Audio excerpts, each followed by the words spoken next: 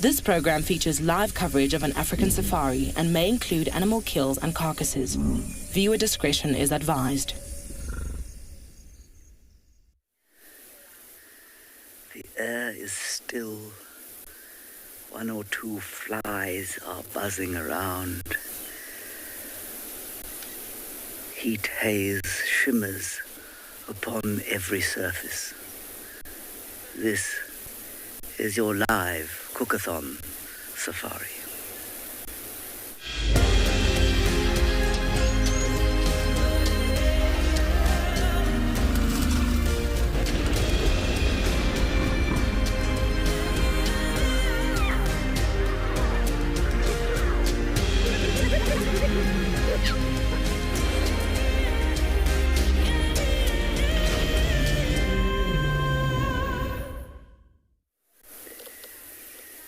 Good afternoon.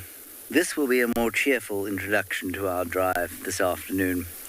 I'm coming to you live from the western fringes of the Greater Kruger National Park, where it feels as if a piece of the sun has broken off and been dropped into my lap, and indeed onto all of our laps.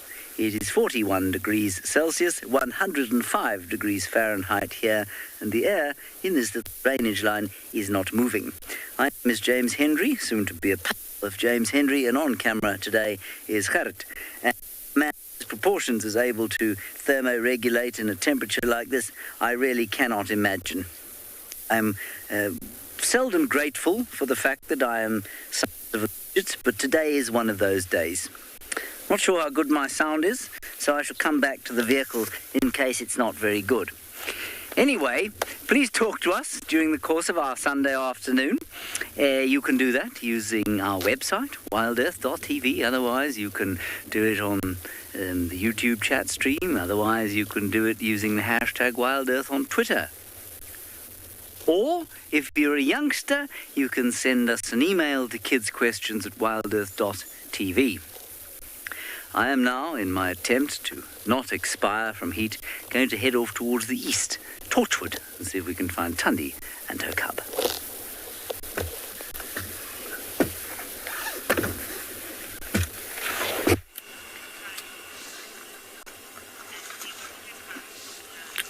James, we're going to try and do exactly the same thing. We're not moving from the slightly shaded position here in Ndlovu Dam, where we have a few elephants that have enjoyed themselves in the mud this afternoon. This one might be coming right up to the vehicle. Hello, big boy. I see you. My name is Taylor McCurdy, and on camera with me today is BK, and we are here at Pridelands, which is part of Baluli Game Reserve and the Greater Kruger National Park. Apologies if I seem distracted. Excuse me. Can you just carry on with your pool party that you were having and enjoy yourself? So very typical of young elephant bulls, as I'm sure you've heard all of us guides tell you time and time again, is when they're sort of in this adolescent phase of late teens, early 20s, they want to try and prove a point and intimidate themselves, not intimidate us and everything else around them, whether it's a warthog, an Egyptian goose, a blacksmith lapwing, or us sitting in the vehicle. So that's kind of what he's doing right now. Although not that he's showing any threatening signs to us. He's sort of got his ears relaxed. His trunk is not really twisting and turning in his mouth, which is normally an agitation sign. I think he's kind of worked out that we're not particularly worried about him, nor are we interested in his antics. Let me shuffle away. There we go. Now he's behaving. Now he's starting to eat. So very, very typical young elephant bull behavior. And there are quite a few of them, and if I'm totally honest with you, he's the smallest of the lot, so I bet he has got quite a bit of a complex this afternoon. But it's nice to be live, hey, with my favorite animal. just munching away on some grass. I am extremely envious of these grey giants because I too would like to be wallowing about. Well, elephants don't really wallow as much, but this one was on his side at one point and he was rolling around like a rhinoceros or a buffalo, so perhaps we'll call it wallowing.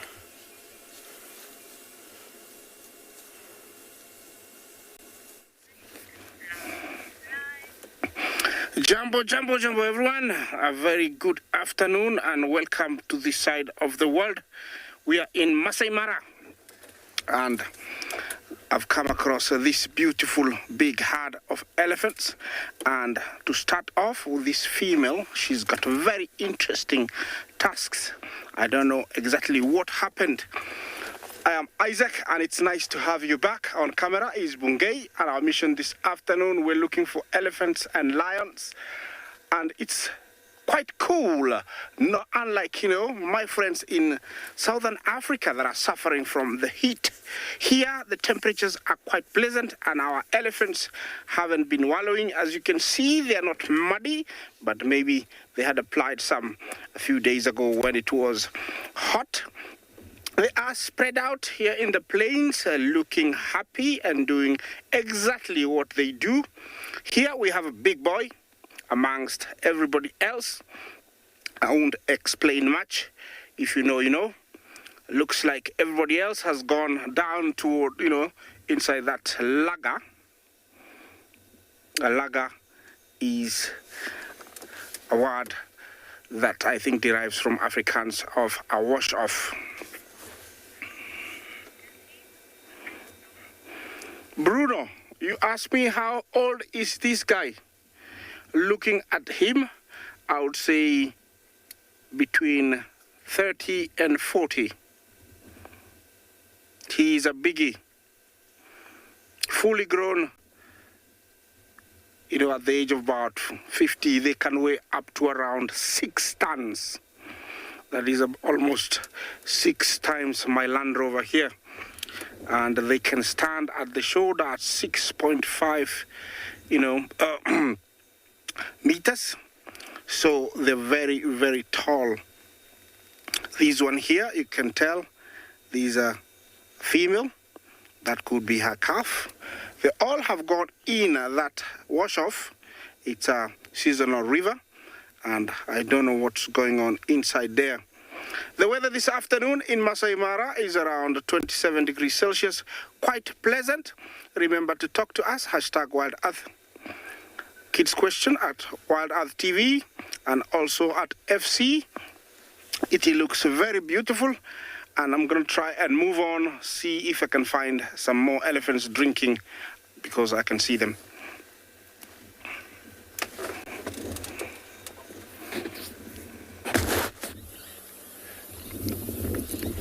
Good afternoon, everybody. Welcome to Djuma Private Game Reserve, to your very own live safari from the African wilderness this afternoon, sitting on a temperature of 41 degrees 105 Fahrenheit. So it's quite a rising and beautiful.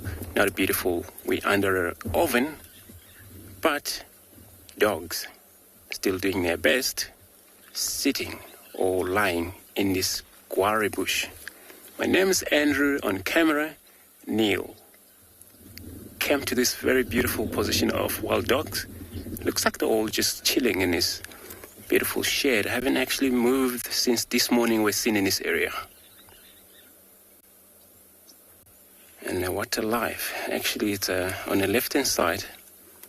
Looks like they're all scattered all over here. And as you can see, it's a little puddle of water just between them. And some of them are kind of like up, moving around. Looks like they've been in this mud over here. And they would do that for cool off. And this kind of such a hot condition of the day in a low field.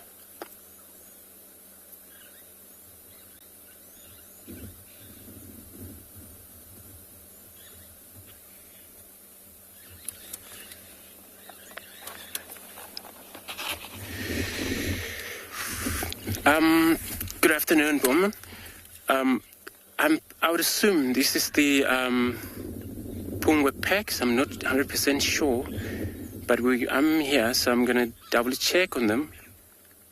And I know for sure Pungwe packs have been in and out, where we haven't seen them for quite a while for sure. They are moving in and out in this area.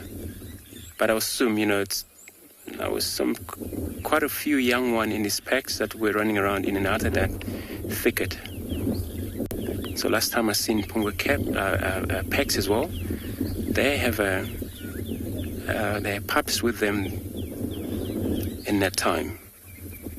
And then if it's the same packs, then looks like these young one made it through. So I'm gonna take a time here, see what this dog do while taking you over another live safari.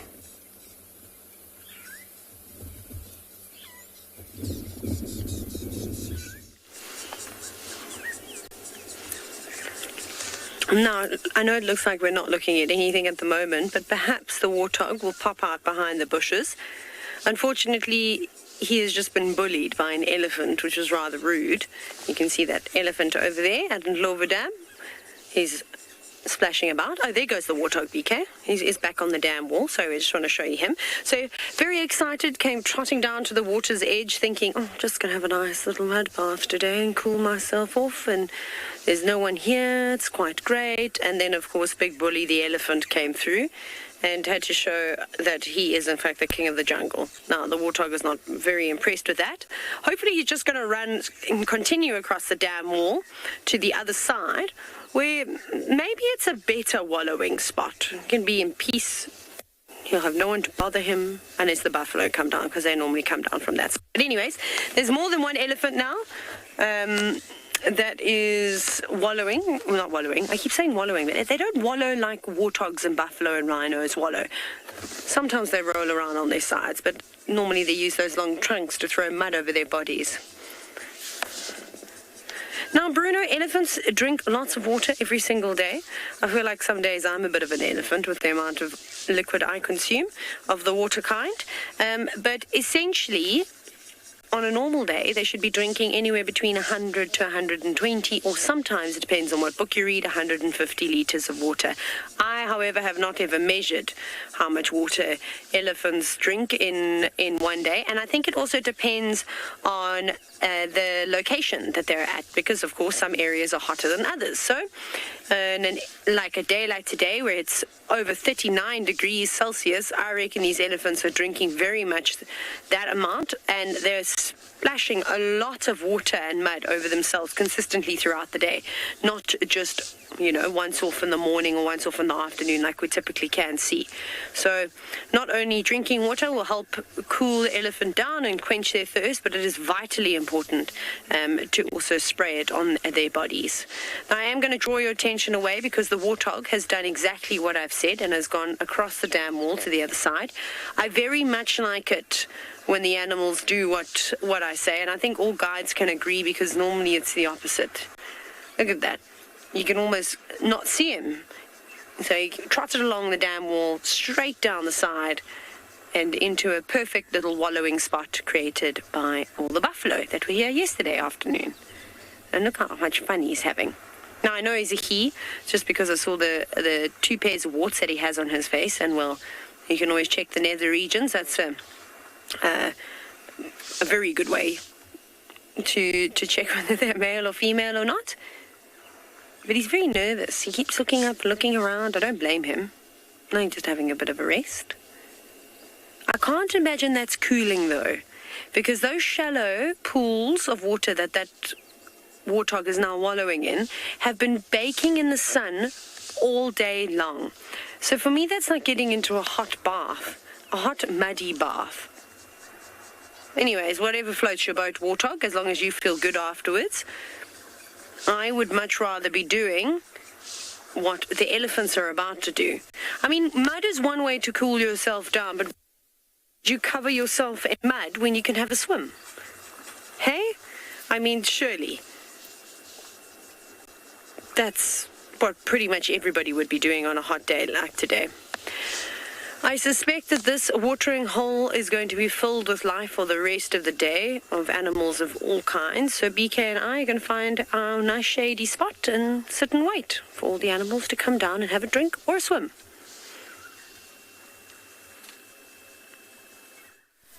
Well, I have to tell you, we're witnessing some unusual behaviour here. Here is a giraffe who is standing in the only piece of available shade nearby, and it is not moving away. It is only about 10 metres from us, and as many of you will know, it's quite difficult to have a sighting this close of a giraffe without them kind of just extending the distance slightly to around about 30 metres. But we've been sat with this giraffe now for 10 minutes, and now only as I've started to talk has it decided that it needs to just increase the distance a bit. But it stubbornly refused to give up its piece of shade as we sat here. I don't blame it. I mean, I'm quite envious of it.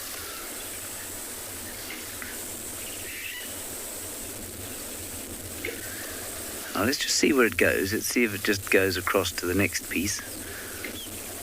I suppose most of its body is still in the shade of this marula tree that it's found.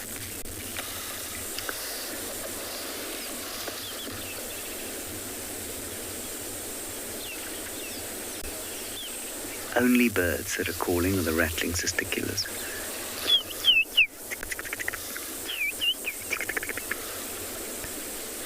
Otherwise, the other sounds I can hear are cicadas, which love the heat, and the whew, whew of the tail, the great fly swatter, attached to the back end of the giraffe.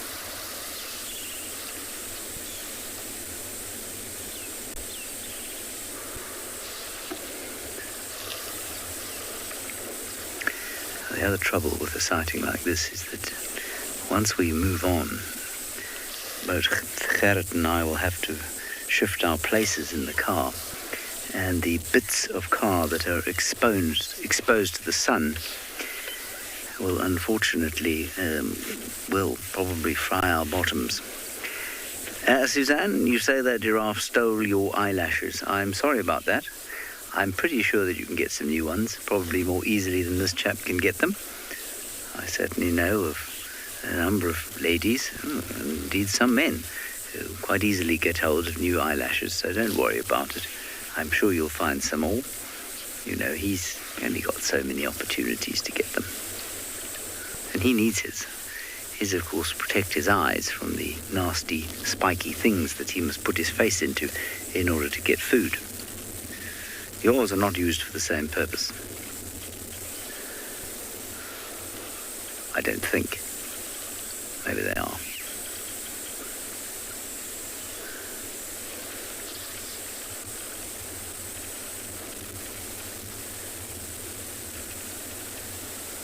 Very pleasant breeze now catching us. Ooh, that's nice.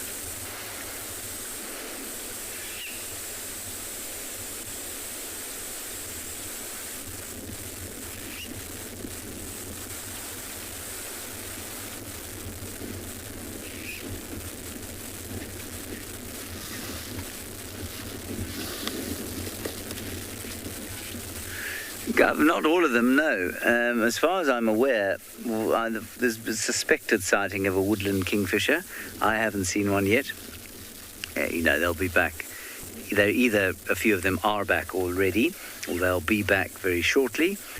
Most of the rest are back, except I think some of the seabirds can come in as late as December. Some of them, of course, only come in winter, but, the summer migrants are probably largely back, but there'll be a few stragglers. I haven't seen a steppe eagle yet. I haven't seen a lesser spotted eagle yet, but I'm sure they are around. I just think it's that I haven't seen them.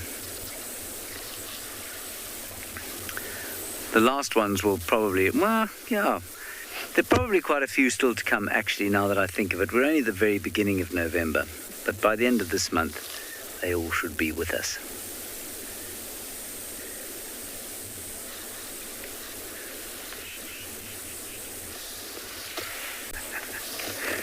There's an amazing scene playing out there in the whitewashed sky of a raptor being savaged by two, I actually think they're not fork-tailed drongas, they're Birchall starlings.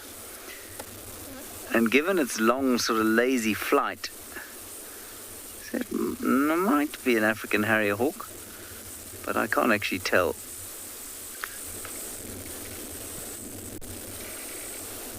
No, it's not. I think it's a tawny eagle, maybe. They're insane. I guess it's cooler up there than it is down here.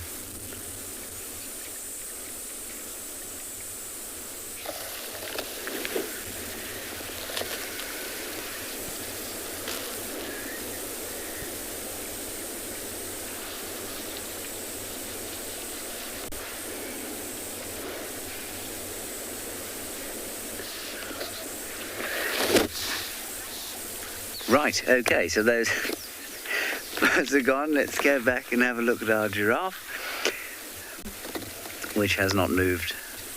It is lurking there in the shade. We're going to have to move on from here, however, because really I'm now sitting in a pool of moisture that's come off my own person.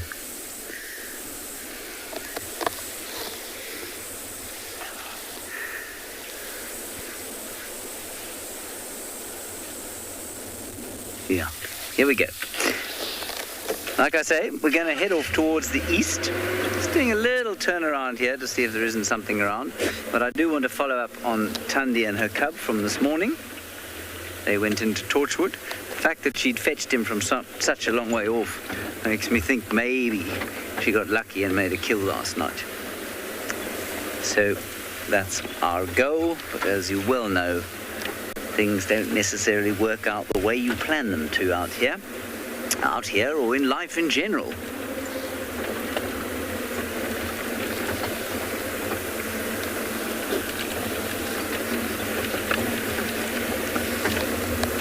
So now for the shade we run.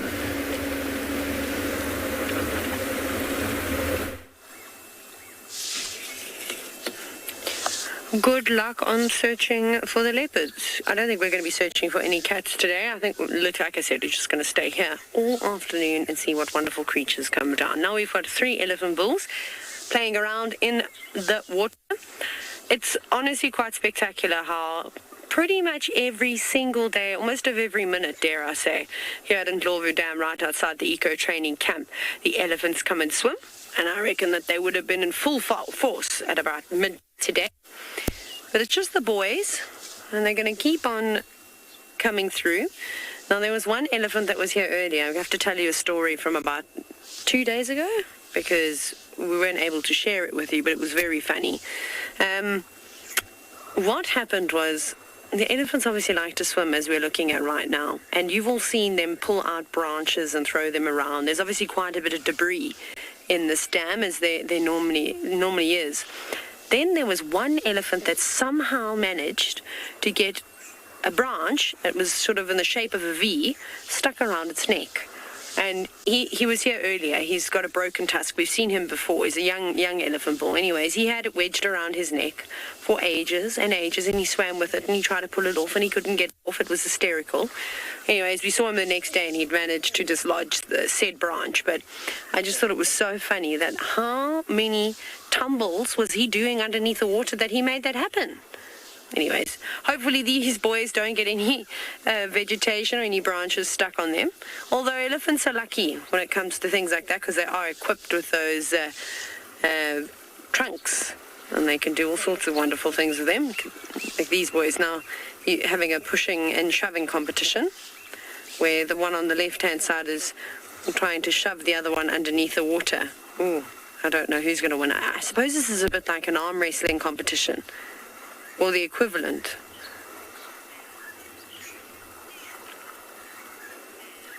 Dab, I'm pretty sure elephants can drown, but again, the trunk is a very useful tool.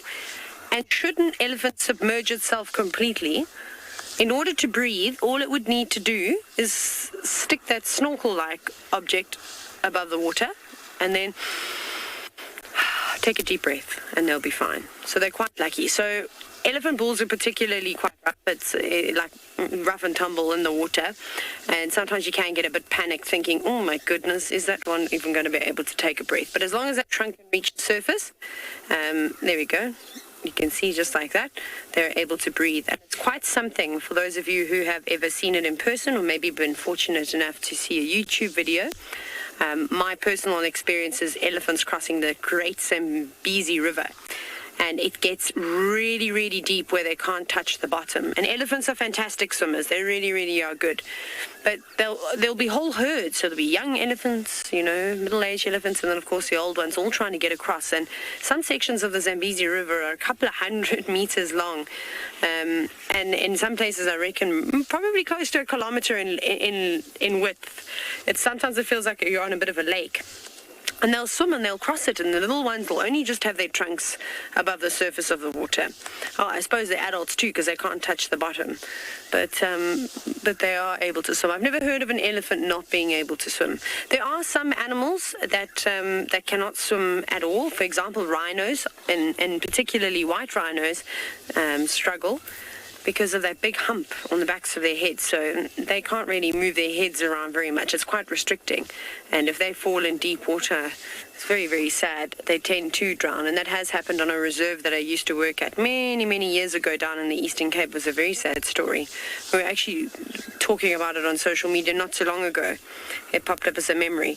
But I've seen buffalo crossing the Mara River. They come down and dive quite deep, and they don't normally keep their heads above the water. But then most of the other animals, even giraffe. I haven't seen giraffe swimming, but of course they've got long enough legs to stand in most of the water, so they do just fine.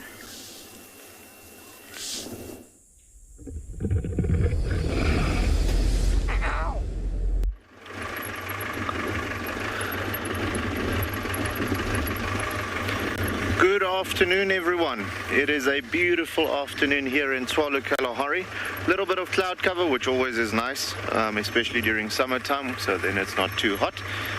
My name is Moritz, by the way, guys. Behind the camera, we've got David, and we are looking for lions this afternoon.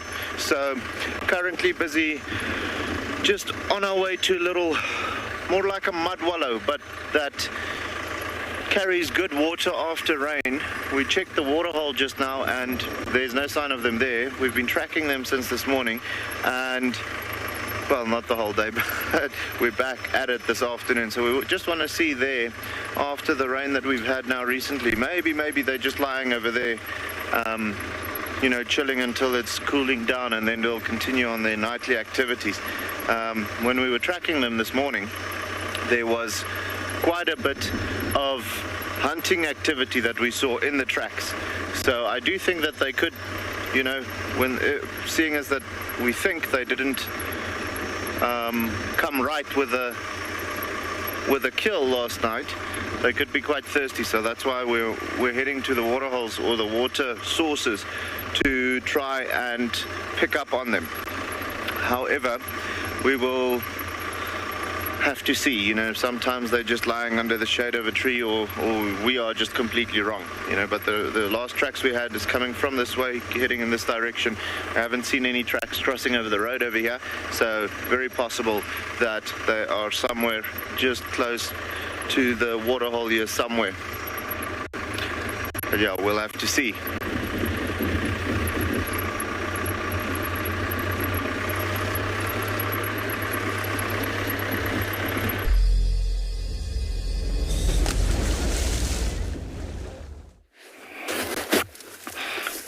Well, look at this, a beautiful sight that nature has set for us here. The beautiful landscape found here in the Maasai Mara. As you can see, open plains, wooded savanna, the Olololo, Syria escarpment, and giraffes. They seem to be migrating from one area to the other. And those ones, the farthest ones, have already arrived, and looks like they are enjoying their newfound shrubs that maybe they haven't eaten for a few weeks or so. And so that's why they're heading there. And we have some more off to the left that are trying to catch up. all these are the Maasai giraffe. It's the only kind of giraffe that we find here. In the local language, it's called Olodo, if you can remember that. And the main advantage that they're using here to walk freely without any worry is their height and good eyesight. They walk, in what we call a tower. The collective noun is a tower of giraffe. And being many like they are here, it's easy to detect any danger. So they're very, very safe. It's a beautiful afternoon to be taking a walk, and they are doing so. Every now and then one will stop because maybe it's found a new shoot, and they can smell them, also they can see them, and I believe they also can differentiate even by sight, and so they can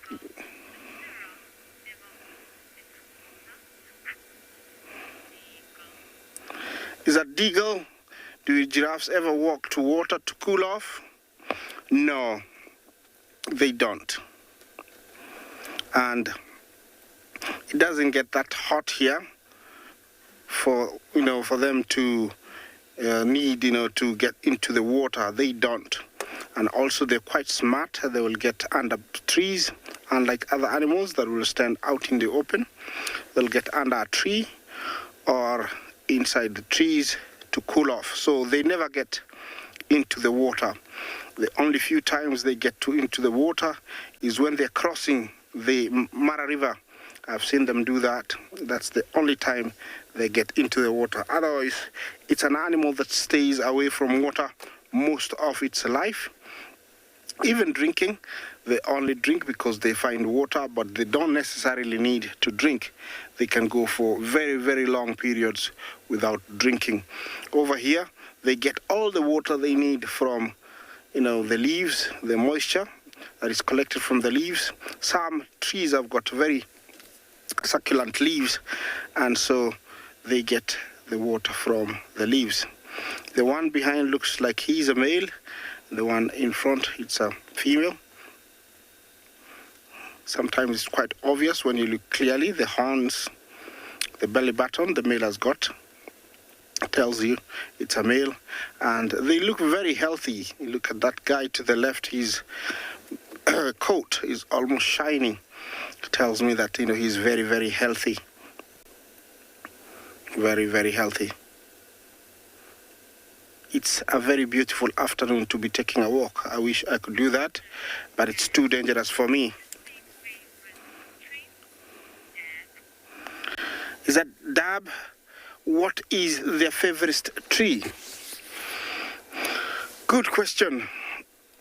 I don't think they have a favorite tree, but whatever is available and is in abundance within where they are is what they favor. Over here, it's mainly croton. It's a bush they love, but there is very many. Other areas, you find them being fond of acacias, and we do have very many species of acacia, and so they will eat that, but I believe they don't have. They just eat what they can find, as long as it's got leaves. Remember, they are able to eat even the acacias. The acacias are known to have very nasty thorns, but with their prehensile tongue, they are able to, fold it around the twig and pull off the leaves without taking out the thorn. We have a little bit of rain there, as you can see. Remember, it's our short rain season over here in the Maasai Mara and Kenya. We do get this localized rain here and there. It might be raining there, but where I am, it's not raining. It is normal for this time of the year. And it is very much needed to keep everything going, because in January, February, it does get very hot and dry. So this rain is much needed to keep everything going until the long rains, which start end of March. It looks like there's another very big cloud there that's going to fall at the edge of the escarpment. We'll be heading there later. Well, looks like we have lost our giraffes. They have disappeared off somewhere. Look at that. How beautiful is that? Yeah, it's all rain clouds everywhere. Cumulonimbus, the rain clouds. Looks like they've gone quite far, and I think the best thing for me to do is continue on. So we'll see you down the road while I try and get close to them.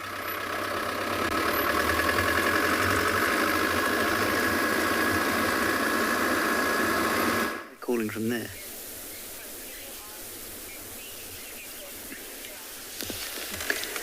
We're just going to do a very brief segment here with the owl, Mrs. Owl. The youngster is beneath her, I assume. She's looking irritated with the heat. I just wanted to quickly say, there's some debate over the age of these chicks. Lauren's book, which I must say looks pretty comprehensive, reckons 4 to 7 days. My app says their eyes only open at 10 days, and I've definitely seen the emergence of some feathers, of the secondary kind of feathers on the head. That's why I said 14 days.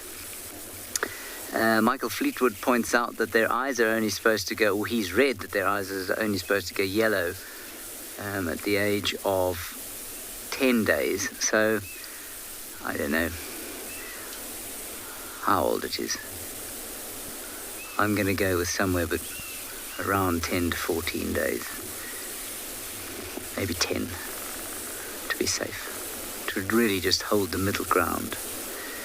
But the little one's underneath there. Lauren's book, I'm sure she's told you, the pictures that she's drawn and that she's taken those drawings from, come from a chap who raised an owl and drew it every day.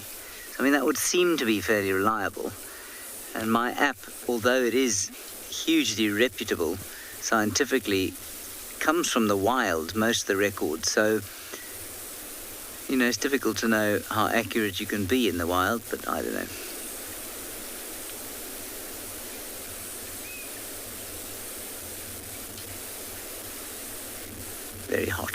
Very hot owl. And the little one we have not seen this afternoon, on account of the fact that I think it is hiding in the shade.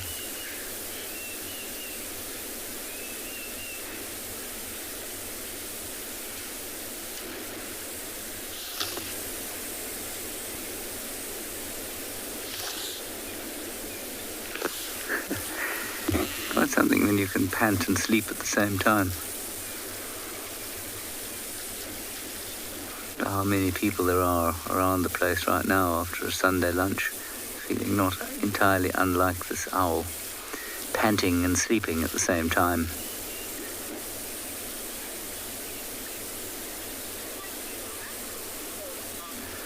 All right, we're going to move on from the owl and carry on with our search.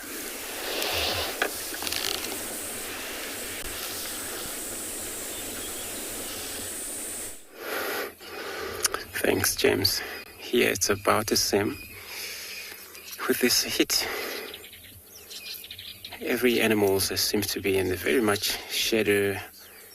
Some who love the water pretty much, maybe they're in the water. But since we get into this position, these dogs hasn't actually made a lot of a change here.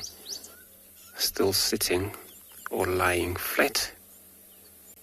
I was trying to see if I can able to identify them, which I discovered one which is actually one of the famous one where there's a little bit of a lip cut off to the top.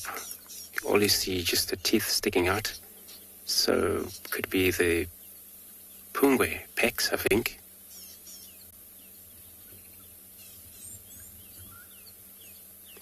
We know for sure they have been disappeared for quite a while. It's so that they have such a massive home range territory where they move around quite a lot and they don't return quite often in the very same area every week.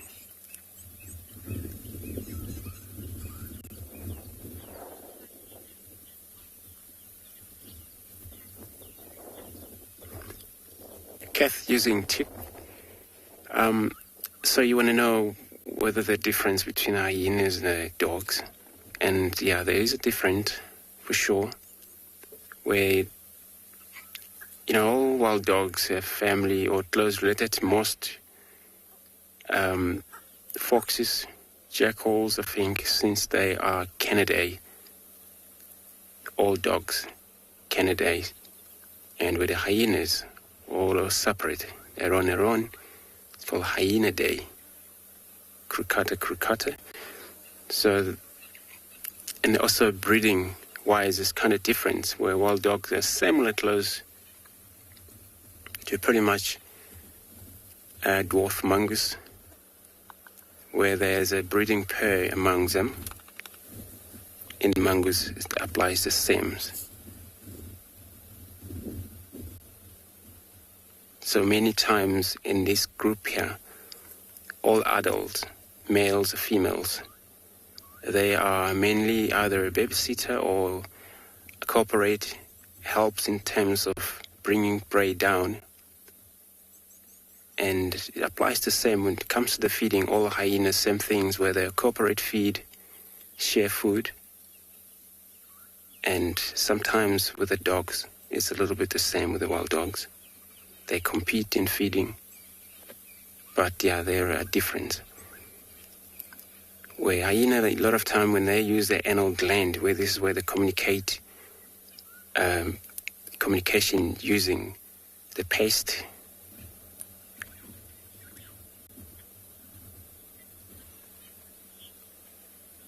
Bruno. And this heat depend. And when I look at them here all panting, looks like I don't think they're totally hungry. They might actually eaten something smaller all this morning or before they've been seen in this area.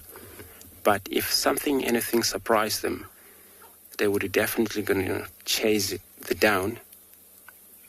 But I mean, it's quite far hot for any of animals to get to move, visit this little pond where they're at right now.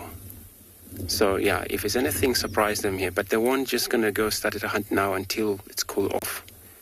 But only when they get surprised by any approach by the prey species. And of course, they will definitely going to be very much interested in chasing it down. A wild dog, they're very successful animals, a member of packs over here. And they all run prey down non-stop, sometimes 3.5 kilometers. Many times when they get reach of that prey species, it's already tired. Maybe it's that they don't feel, where the prey species don't feel much pain when they're dying, or probably the choke take place already with that kind of like range of a long distance runner. They don't give up this animal for sure. And that's what makes them successful hunter.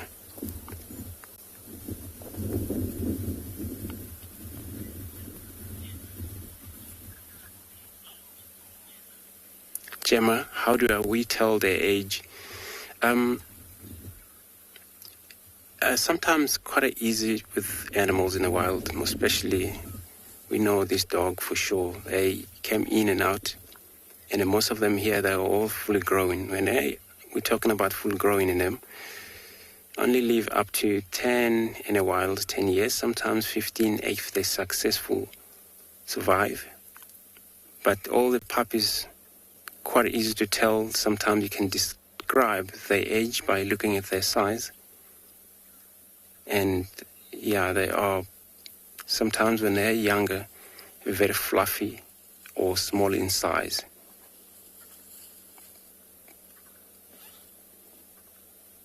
But, they are such a way of life with such animals, looking at it right now, where success rate in terms of population, sometimes it can stay standard or sometimes can be higher. That depends on how they work around in terms of survive. So survive is key for them. Mothers and all adults that we see around here, once they all do well in terms of hunting for these young ones, since they don't actually drink milk anymore, and they all depend on the meat. So Neil and I, we're going to check a few water holes, and we're going to visit this dog again soon.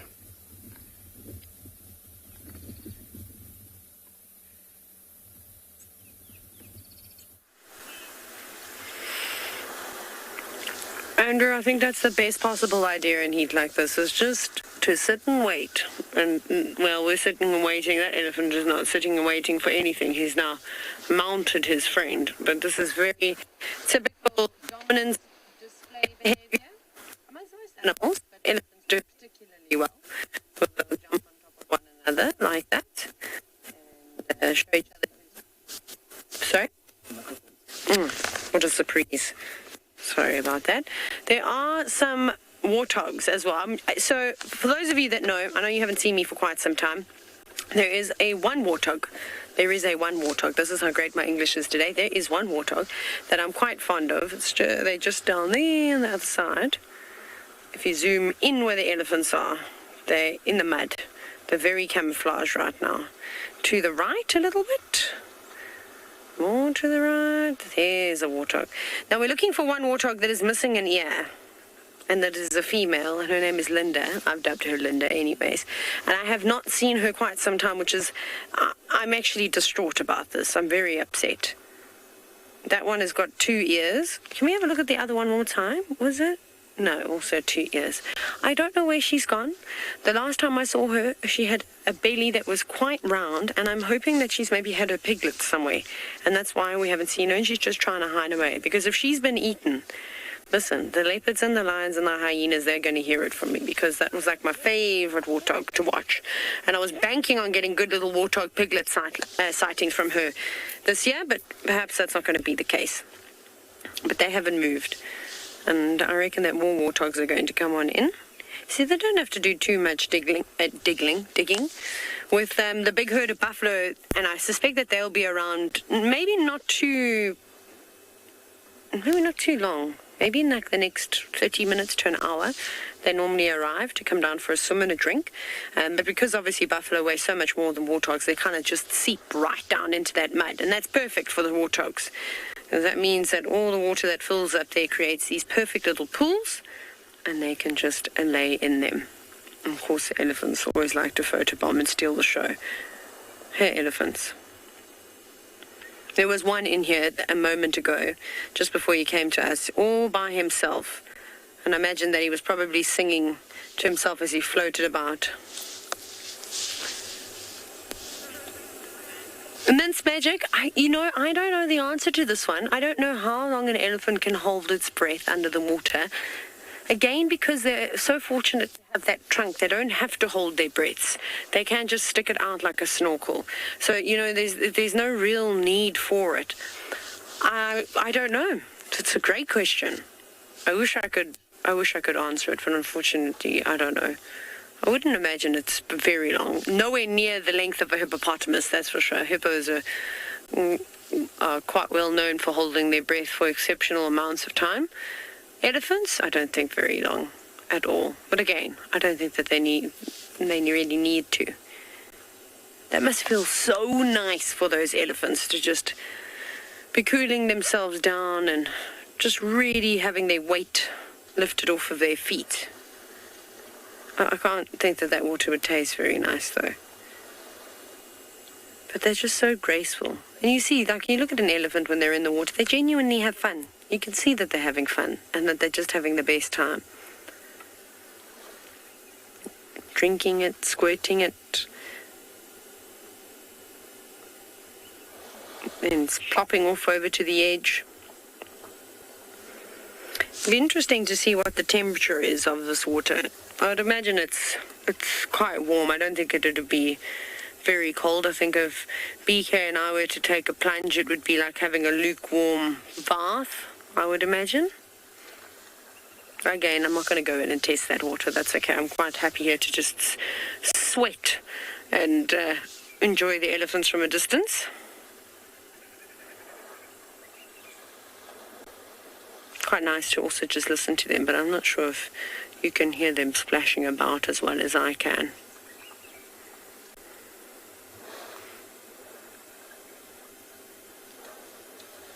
Even just the sounds, they make me very sleepy. I don't know about you, but watching elephants, it's always such a graceful experience, especially when they're in the water.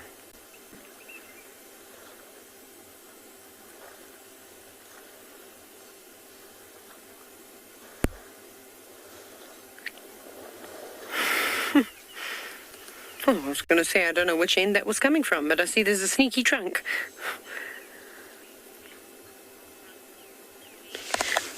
Lee, no, elephants aren't the only mammals that have their mammary glands situated between their front legs. There are a few others. So Hyraxes, or dassies, if you're from South Africa, you probably wouldn't know what a Hyrax is, but if I say dassie, you'll know what I'm talking about. They're these strange, overgrown, rodent-like creatures that are actually the closest relatives to elephants. And then you look at the primate species too, they also have their mammary glands situated between their front legs. So there's a few. So it isn't just the elephants, but it definitely is a unique feature of these large mammals. As you've rightly pointed out, most of the mammal species, in particular with the carnivores, and well, I suppose most of the herbivores too, they have their mammary glands situated normally between their back legs. Where's that third elephant gone? It's completely, oh, there it is. Sort of disappeared for a minute. It'd be nice if we could have a breeding herd come down. That's what I'm really banking on, that, and then the breeding herd of buffalo at the same time, just so that we can get some action. Because you know there'll be a warthog, and then there'll be a drama, and someone will chase somebody else, and there'll be trumpeting, and all of these wonderful things. We have an entanglement of elephants at the moment. But nothing aggressive, you can just see. They're just playing, they're just teasing, kind of like with kids in the pool. Maybe sometimes children get a little bit more rough, but these young boys, they can push and shove one another around.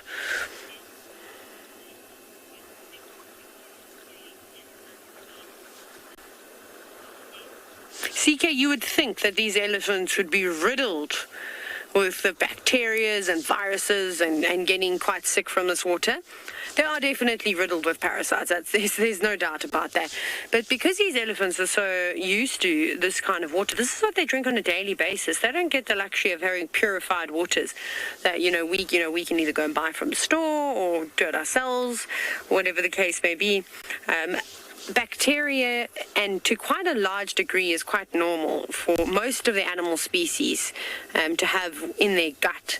Now, I always joke and say if I were to go and take a glass and scoop up a cup of that water and drink it, oh my goodness, that would be me done for about a week, I reckon. I'd probably end up in hospital.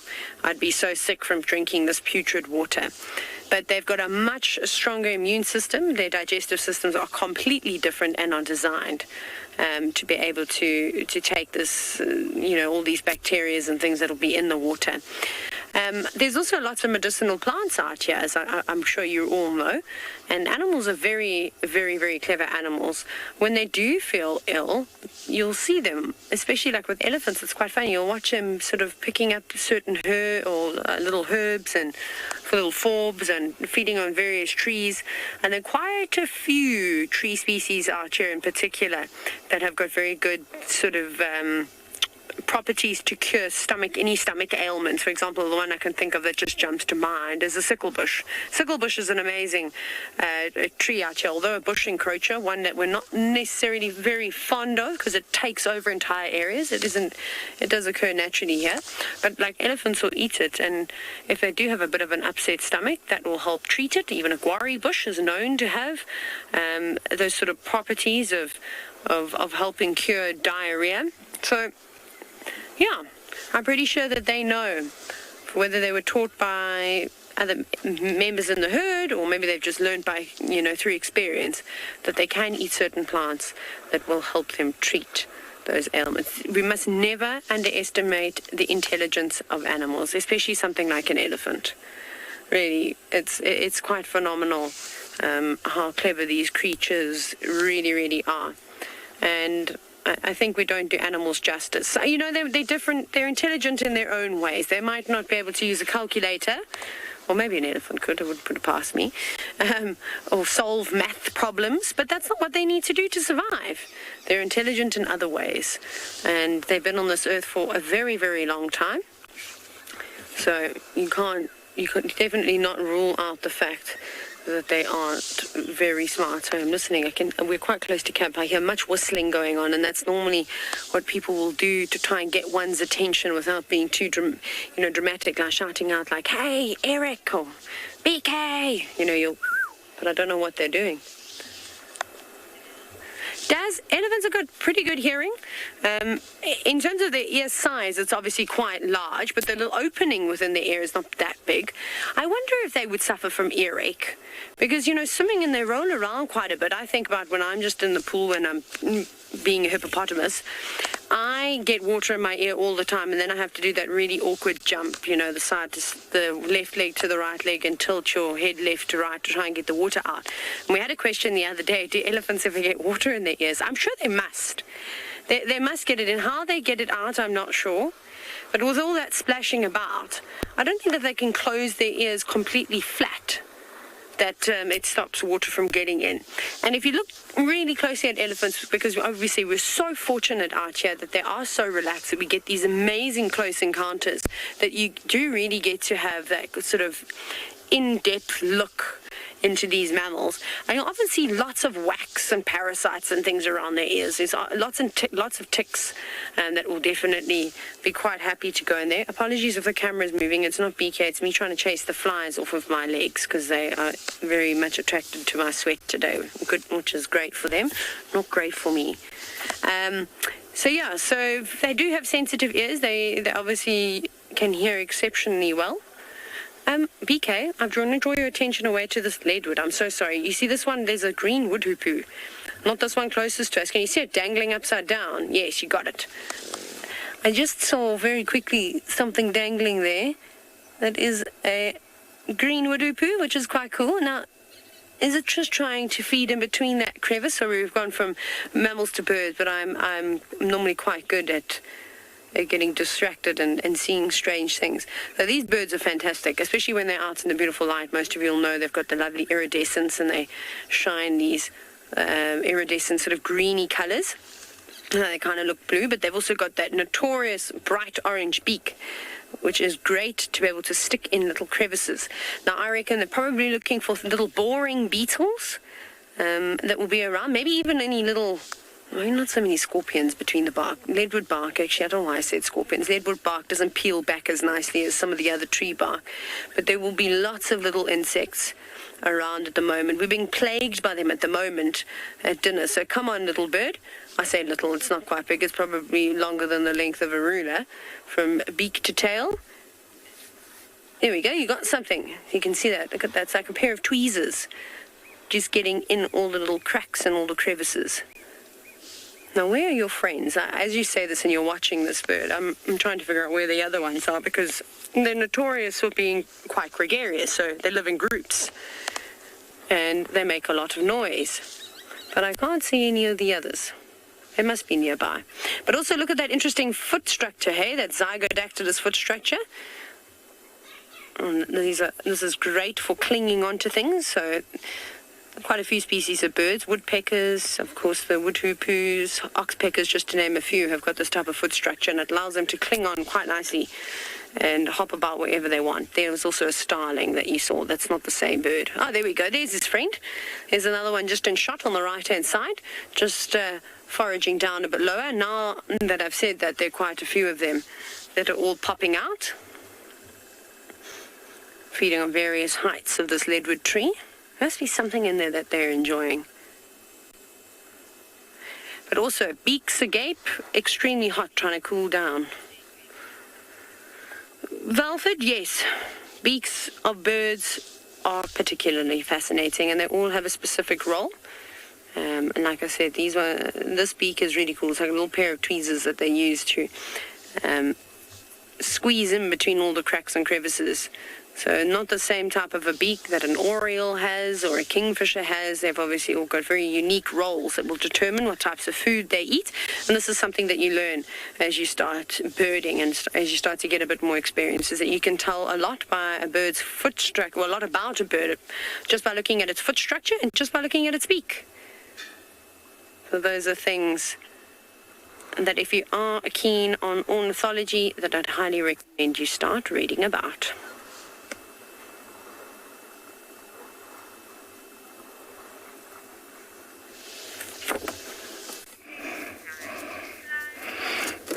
Well, I'm here at the marsh and have come across this tallest bird of them all, the stock. It's called the saddle-bill stock. And these two looks like they're sub-adults, which means they're getting their full adult plumage.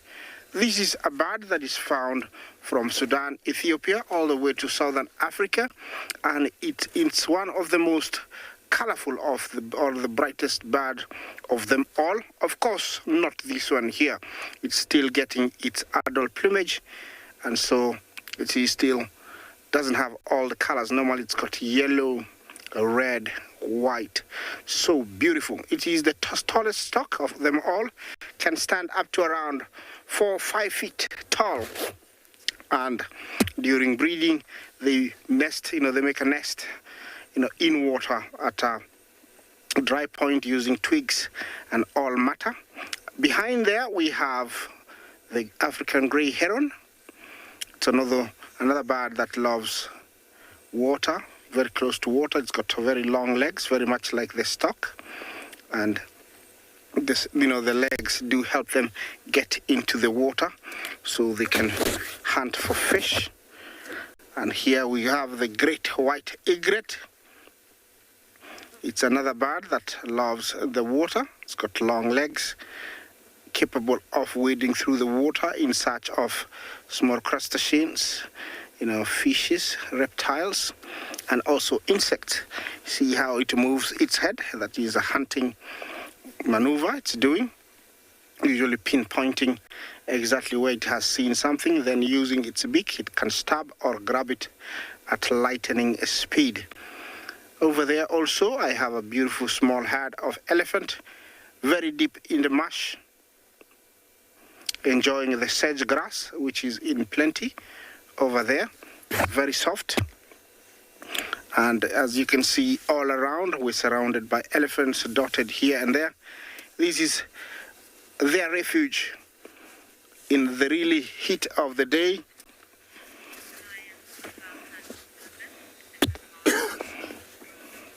Bruno, Jumbo, do lions ever hunt elephants in Demara? No. No, they don't. And they don't need to. Normally they are forced to go for elephants because of scarcity of a lesser prey, like, giraffes, zebras, wildebeest, waterbuck, all those. If they are not enough, they will be forced to go for elephant, and they must be in the big prides of up to 15. An elephant is an animal that you don't go when you're only 5. So they don't hunt elephants here. There is enough for them, including warthogs. Throughout, so they don't go for elephants. You can see how they're spread out. Usually that makes me very happy because it tells me that they are relaxed. There's nothing much to worry. Everything is very okay. There we have a biggie, a big boy. We've been seeing these huge boys come by lately, and it means that there is a lot of females that are coming into season. Normally they can communicate with very low frequencies called infrasound that can travel up to around 5 kilometers. That means, the males can appear without us knowing exactly what, but because we've been here long enough, we know they are here because females are coming into estrus. Normally in elephant life, the elephant female, the matriarch, or any other female in season chooses who to mate with, and the bigger, the more aggressive, and also I think good looking you are, the higher the chances are for you to mate.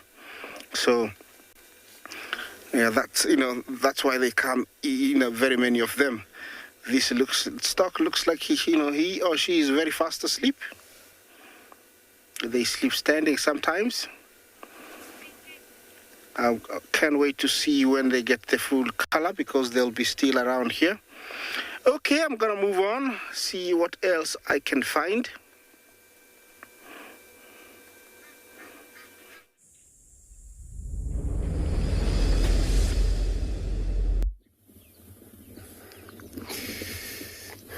Right, so we came to Treehouse Dam.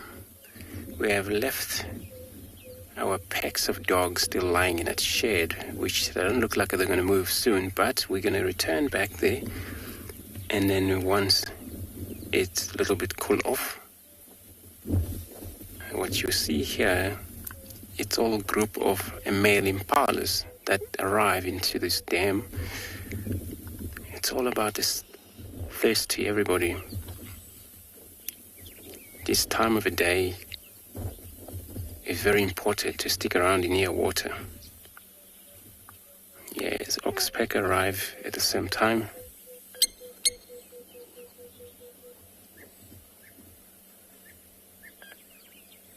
Not sure where these dogs, when they're mobile, which direction they're going to go, but here we are, quite a few antelopes.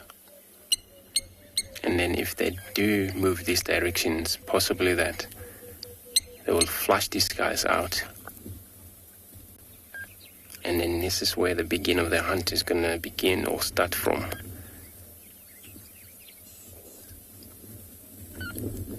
Impalas, they drink quite often, a couple of times a day.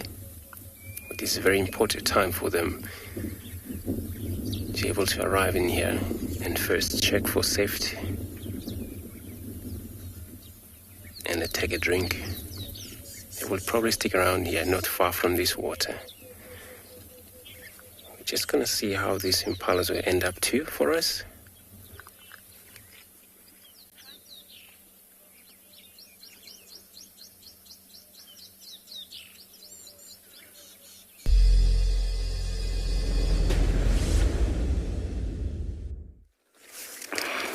Well, I've decided not to go very far, because I've come across this beautiful family of great crested cranes. We have been seeing them for the last 3 months, and the little chicks have made lots of progress.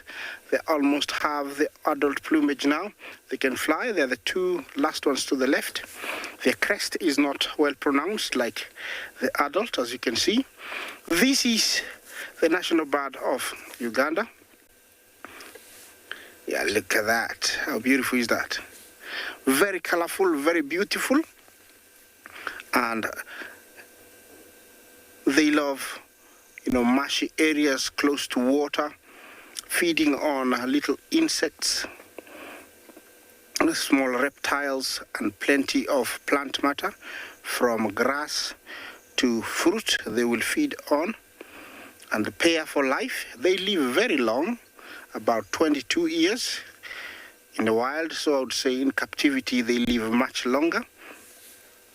And unlike other birds that their chicks remain in the nest for very long, as soon as they hatch, their chicks usually follow them, their precocial eggs. Unlike the stock I was showing you earlier, the chicks stay in the nest for a little bit. They stay home, and the mom and dad brings food for them, whereas these ones, they follow around.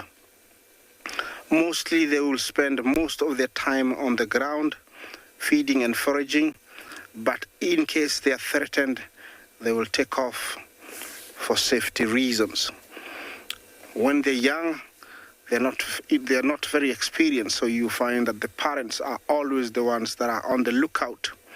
You'll see them feeding, and every now and then they'll stretch their necks up high above the grass, and they can see if there is any danger approaching. One amazing thing about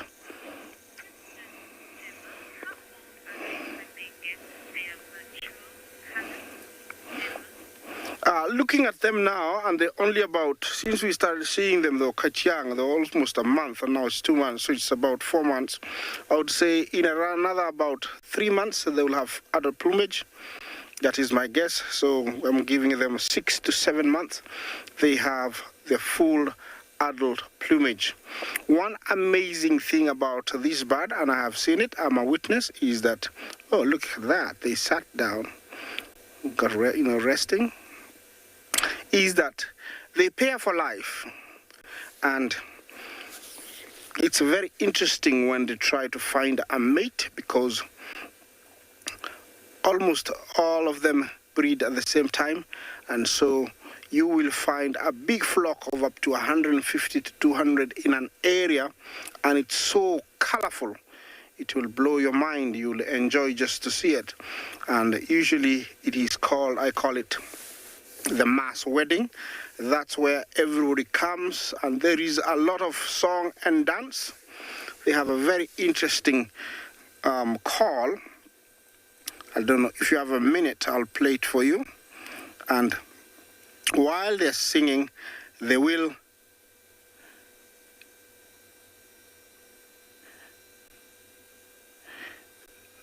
actually do a mating dance that,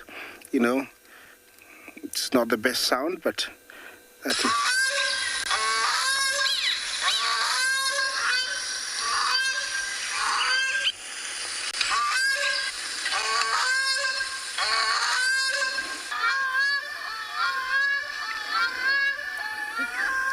That is the sound they make, and while they do that,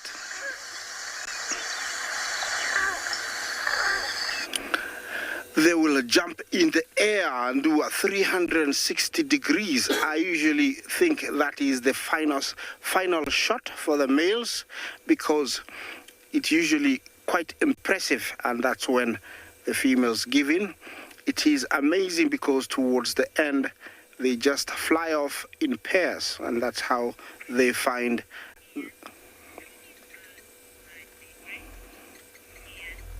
Ian, cranes don't migrate. They move from one water body to the other. They don't move from countries. They are local. Yes, it's such an amazing sight to see them fly off together, and that's how our bond is started. They lay up to 3 eggs, and the incubation period is around 30 days. Usually, success rate is very, very high. Look how busy they are eating the grass. Sometimes it's very difficult to differentiate between male and female, but I think the one to the left is the female. Females are slightly bigger than the males, so that's what I've come to realize. But from a distance, sometimes it's very hard. Look at her, stretch her neck and head up, trying to observe and make sure there is no threat to her chicks. That is not just looking, it's confirming. Is there any danger lurking? And the little ones are lying down.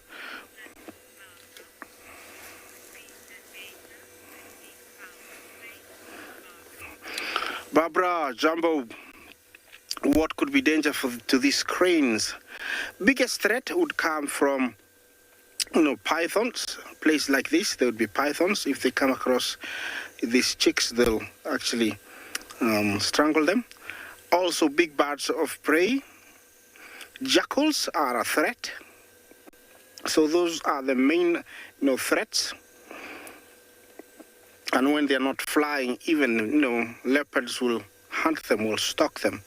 That female to the right has really stood there, and she is confirming something. That is just not normal, and she is not just relaxing the neck or feeling the neck. That is definitely trying to confirm something she saw, because the little ones are lying down there, oblivious of how many dangers, lurk around these marshes. Looks like the other parent has gone back to just give them confidence to continue resting. This is A beautiful sight, guys. As you can see also, I have elephant. I haven't ignored him. And he looks like a female. She looks a female with a young to the left. And this area's got plenty of grass, and that's what they're enjoying over here. Spreading out like that for me always makes me happy, because it means they are happy, they are relaxed. Otherwise, if you go to other areas, I won't name any, but the elephants, when they hear human, they group up, they cram up together for safety reasons, and then they start trumpeting, moving fast. Those are the behaviors they portray in certain areas. Over here, you can tell that they're very, very relaxed, which is super cool. Lots of herons, lots of hornbill flying around. Tells me that the ecosystem here is very rich and healthy, full of things to feed on for all these birds. I'm gonna continue on further up, see what else we can find for you. But this is an area that looks very empty sometimes, but I can go, and right behind a bush there could be something, so I'm expecting to see something. And yeah, as I continue, let's take you to another live location.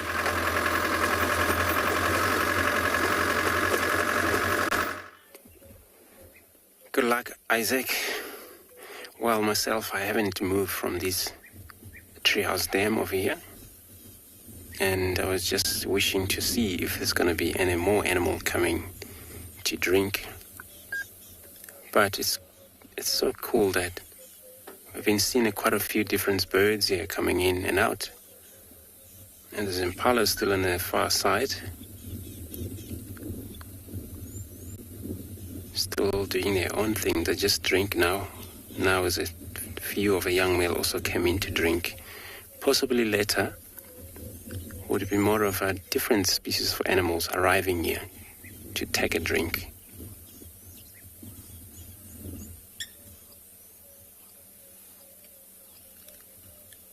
Well, impalas there. Oh, here's our blacksmith, Blover. I think it's the mother of these two young ones we often see around here. As you can see, there's a young one still moving around in his age, passing the mother.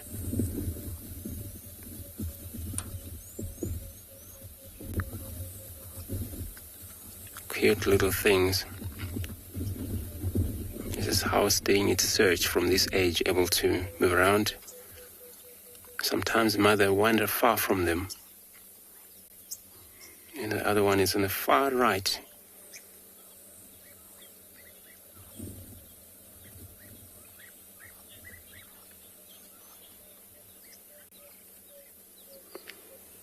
Chris, I think I had there well your name. So yeah, there is a fish in this water hole here. Could be it's called catfish or bubble catfish, which is one of the, very dark fish. And they have these kind of like long whiskers and their mouth, enormous mouth. And yeah, this is type of the fish we'll find in this very water hole. Look at this well camouflage.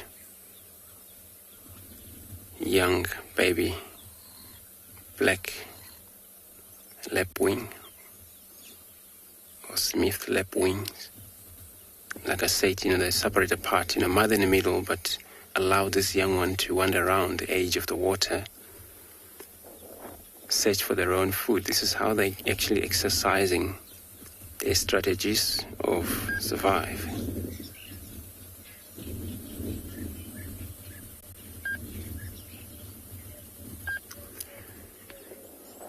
So the danger for these young babies running around here, it's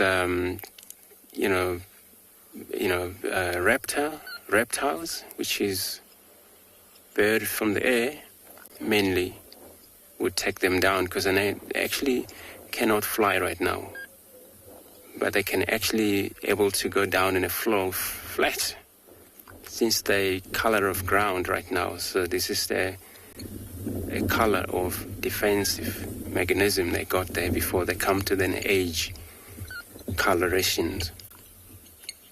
So leopard come down here as well. Once they spot them, leopard would try and catch that things and able to feed, even though there's not a lot of meat there. See how it's gone down like that as we talk about a defense mechanism. When that bird, little one like that, does that, hardly to get spotted. So yeah, but otherwise, if there is a danger here, trying to go after them, when the danger spot them, we're definitely going to kill them because they weren't able to fly. But they rely on the mother around. And what the mother can do is just to give alarm call for these young. Then they realize they're in danger, and they'll go into hide or, sit flat. Myself and Neil, we're going to move on, search for possibly leopard, but finally we're going to go back to the dogs again.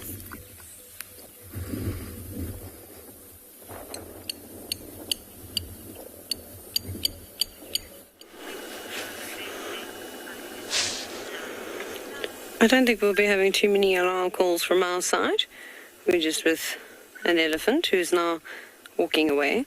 But I did hear that there was a breeding herd of buffalo on their way to the dam, so they're also going to do what I said they're going to do, although buffalo are quite predictable. Every day they come and drink down here. Some wonderful safari goers, all dressed beautifully in crisp white clothing, reflecting the heat. I wish I was wearing that. I'm not. I'm wearing dark colors so that I can stay as hot as I possibly can, because, that's what you want to do. You want to toughen up here in Africa. But all the other bulls have dispersed now. They've left the water. And this fella looks like he's going to do the same. But I don't think it'll be too long before the next animal makes its way down. Oh, I forgot to tell you, just while we're watching this elephant walk across the muddy surfaces, we found the Ngala Pride after I don't even know how long, a month of searching for them. It's a pride of lions, and we found them yesterday morning. We tracked them, and we found the little cubs, so that was cool. And we also saw them this morning. They are so tiny. There is at least 7, and then a friend of mine said that he saw 2 even tinier ones, so there's 9 little cubs in the Ngala Pride, ranging between 6 months and about 3 months, and a bit less than that too. So that's quite cool. Hopefully they'll move into an area we'll be able to show them to you. It always amazes me how the elephants are able to walk across these narrow substrates on this dam wall. Is very, very narrow. When I go up there, I even get a little bit nervous. I'm just joking. I'm being a drama queen, but I am a drama queen, so What were you going to do there, elephant? Are you looking for something to eat? Just march along, just showing how regal he is.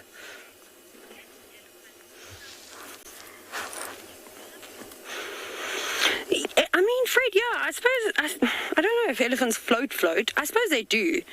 They float a little bit, but they tread the water when they do go across areas that are too deep for them to even stand in. So they have got some buoyancy to them. I would say that they do float. I mean, we watch them here when they go whoop onto their sides. There's no feet or anything touching the ground. Maybe 1 foot or 1 foot down, but yes, so I would say that elephants do float. What are you going to do? Boy, are you going to walk all the way across and come down and terrorize us? Or are you going to go over? No, he's going to go down the back. There's some beautiful pathways. I don't blame him for heading down into that drainage system. It'll be a lot cooler than out in the sun. And with all the green vegetation, there is no need to go feed out in the open when you can feed down there. But that's all that we have for you right now. We don't even have any more birds. Our heron is not here. There's an Egyptian goose, though, swimming across the water. And I am happy to see, though, that Egyptian goose has its partner back, because it was, a few days where it was on its own.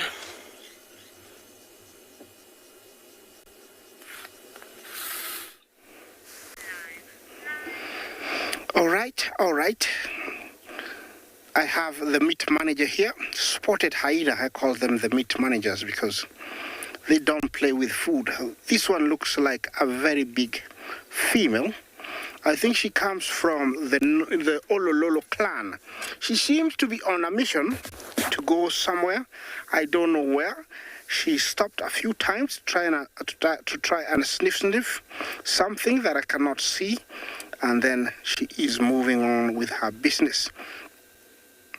This is one of my favorite animals here, and the one main reason is that they are the biggest competitors to the lions. And when you see one like this, sometimes it's heading out as a scout. It's gonna spot something, and then it's gonna call everybody else. I'm gonna try and follow her because she's quite a long ways. And spotted hyenas were very mistaken for many years as scavengers, but they are not. These animals are very efficient hunters because they will hunt as a clan. They will gang up, chase something, and they can keep going and going and going. They will chase something until it stops, try to fight back, and then they kill it very ruthlessly, and that's the only way they know. And that's why, actually one thing I like about them, they can never go starving. So they are not actually scavengers, but they are very efficient hunters. I'm sorry, we'll only see her backside as she goes off. I hope she will turn, and we can see Rosaline. Jumbo, how often do they hunt? Almost every other day they will hunt. About, I would say, every other day, like a lone one like this will want to hunt. Here! Is he gonna stop? I thought he's gonna stop. Here! Not interested in my call. Here! Here! Here! Yeah, I stopped a little bit. Maybe I don't sound like a hyena really. Yeah, but those are excitement calls. When you hear them, when you see them eating, they tickle me. They laugh. The excitement. One animal that has got a very thick skin, if you see them fighting or being beaten by lions, you sometimes think, they're gonna rip their skin off. But I believe, I've never touched the skin, but I think it's very, very thick because a lion would scratch it and sometimes bite it, but they don't get injuries. So it tells me they have very thick skin around the neck. Walking like this is part of hunting. When it spots something, oh, she has lied down. I hope she stays there for me. Okay, I think this is perfect. I won't disturb her. She's just there by the road. She's just, I think, heard my call. She's decided to lie on the road. She's got all the right to do that. It's moving on. Well, I don't think she understood that I really wanted her to stay there, but she's going on. Okay, enjoy my lone hyena walk away, and then I'm gonna walk away also, or drive away.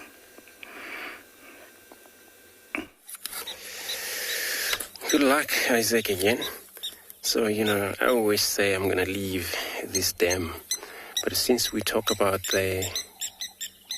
these birds, young birds here, what happened when they in danger come in. So all of a sudden see that bird of prey arrive here. And what now you're hearing around us is these parents of this baby lapwing calling out, and the old baby went to hide because the danger's right there. See, I was like a bumming on that bird. I was trying to get that bird of prey away. It's probably going to get away soon.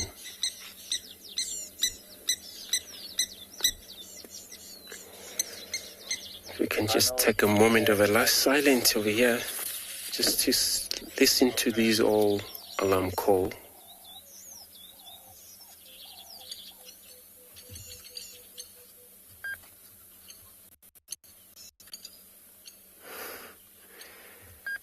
Sorry everyone, it's gone. I think this bird managed to push that danger out of the way, which is it's actually a very important job for the parents just to make sure there is no danger come down near their babies around here. See there, one of the parents arrived back just to make sure it's everyone okay.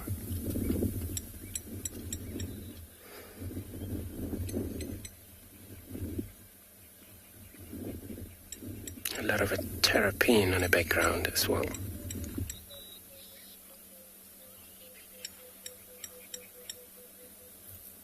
Oh yes, look at the babies right there. These terrapin, they're actually carnivores, but I don't think they will attack that young one unless if it's actually walk right close to the water or inside the water, which I don't think. It's wandering around in the edge.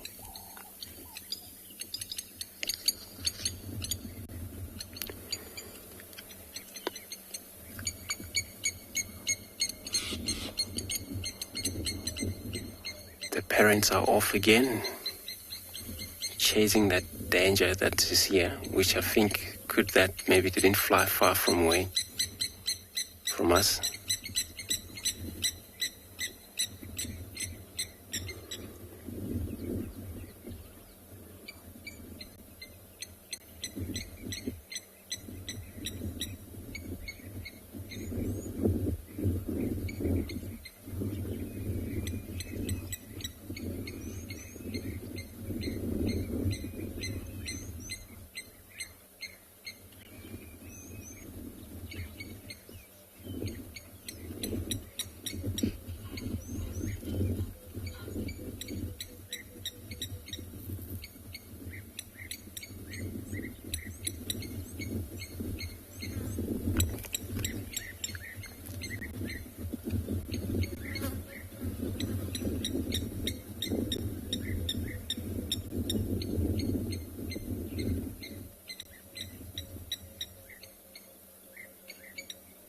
Yes, the young one still there, hiding in that little dry wood.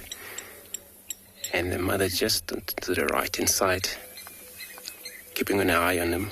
They seems to be separated apart here since they were wandering far apart as a young one. It's so cool because it's two parents here, father and the mother, were actually able to make sure that they're all safe.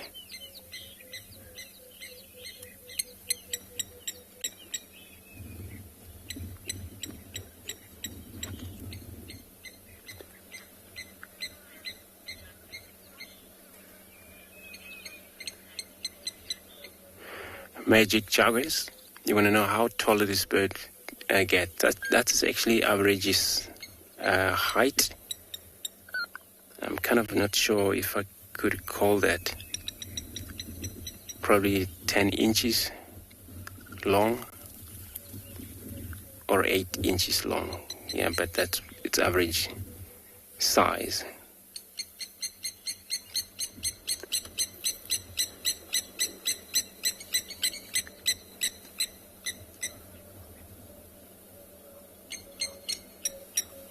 How this young one also still recognize the parents' alarm, so that it's still danger around here. Won't able to move around anymore until it's okay.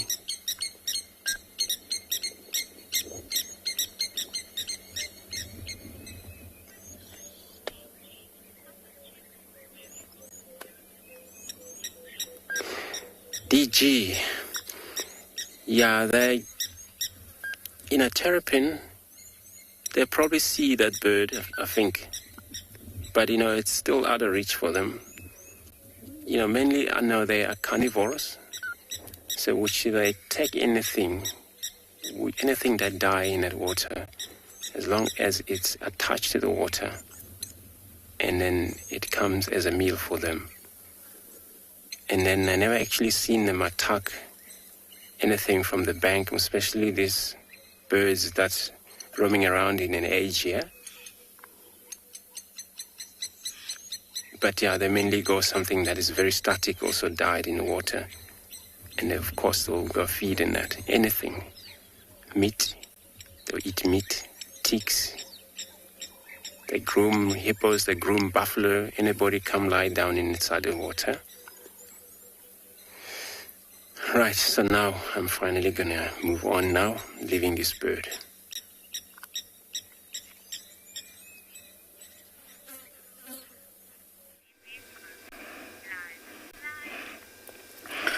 Nice. Over here we have some Silverback Jackal, and these are puppies. Very, very shy. This is not my previous puppies. You can tell this guy lacks no tail at all. I think we should call him Stumpy. This is a different litter of about 4. They are much, much shyer than the others that I've gotten used to. But there is one here that's getting used to us. He's not as shy as the others. They're almost, I would say, 3 months. They're getting that adult plumage. It has been a baby boom the last 2 months from lion, jackals, elephants, giraffes. We've had a baby boom. There were 4, and now I see 3, maybe one is still somewhere. Normally they will have a few dens that they can scurry to in case of threat. Jackals pair for life. They feed on insects. Also they do scavenge and feed on meat also, and also they eat berries. They do eat that and small fruits. Very different, unlike any other carnivore. And they are also have been very mistaken to be scavengers only, but they are not. Oh, there comes the other one. So now they're all 4. Yeah, this is a different litter, not the one that I've been showing you before. The one that we lost 1. This one, they're 4. And actually, I love this. They're getting used to us. The guy with with no tail is still very unsure of us. Look at the look he's giving us. I cannot blame him. Maybe how he lost that tail was very rough. And so he's making sure that we are friendly. Those big ears can hear me, can hear any slightest movement in the long grass. This is a very small, carnivore, but they can run and can dart and dodge any big predator. I've seen a cheetah try to get one, but they outmaneuvered the cheetah by darting and dodging. They can weigh up to around 4 to 10 kilos, full adults. And they're very widespread.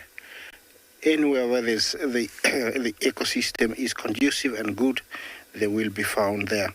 They do hunt scrub hares, birds, also as big animals as Thompson's gazelle, they will hunt.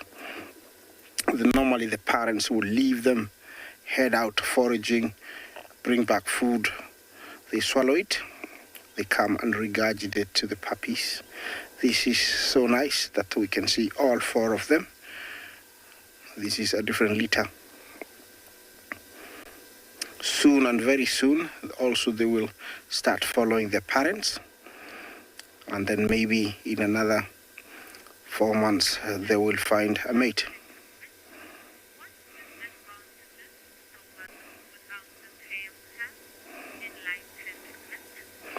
Enlightenment, what are the disadvantages of the one without tail? Definitely, I think when darting and dodging, whoever is going after him, either a lion, a hyena, or cheetah, I think turning and making those sharp corners will be slightly different.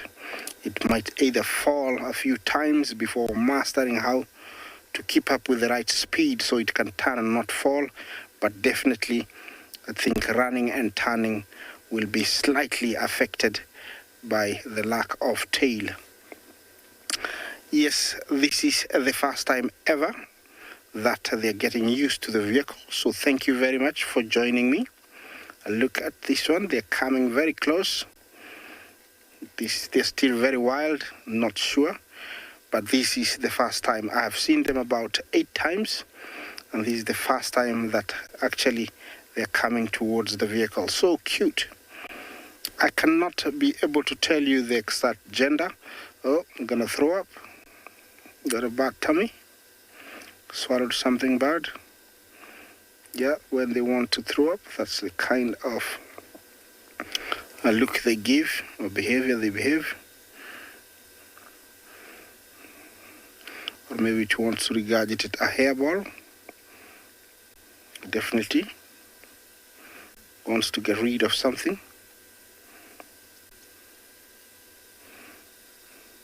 Ugh.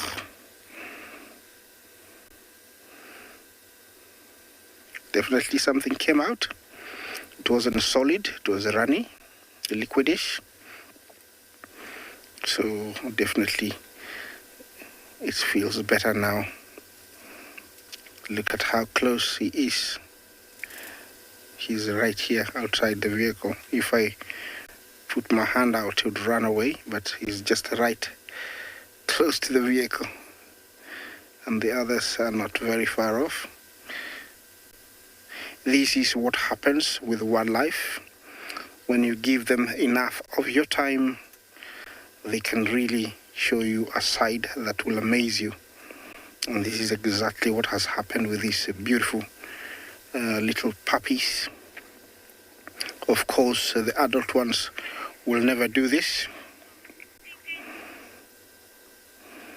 Yes, this tailless guy, Stumpy, is still very unsure. And I'm sure he's asking himself many questions about his sisters and brothers coming towards the vehicle. Well, I'll leave you with that beautiful sight, and let's take you to another live location.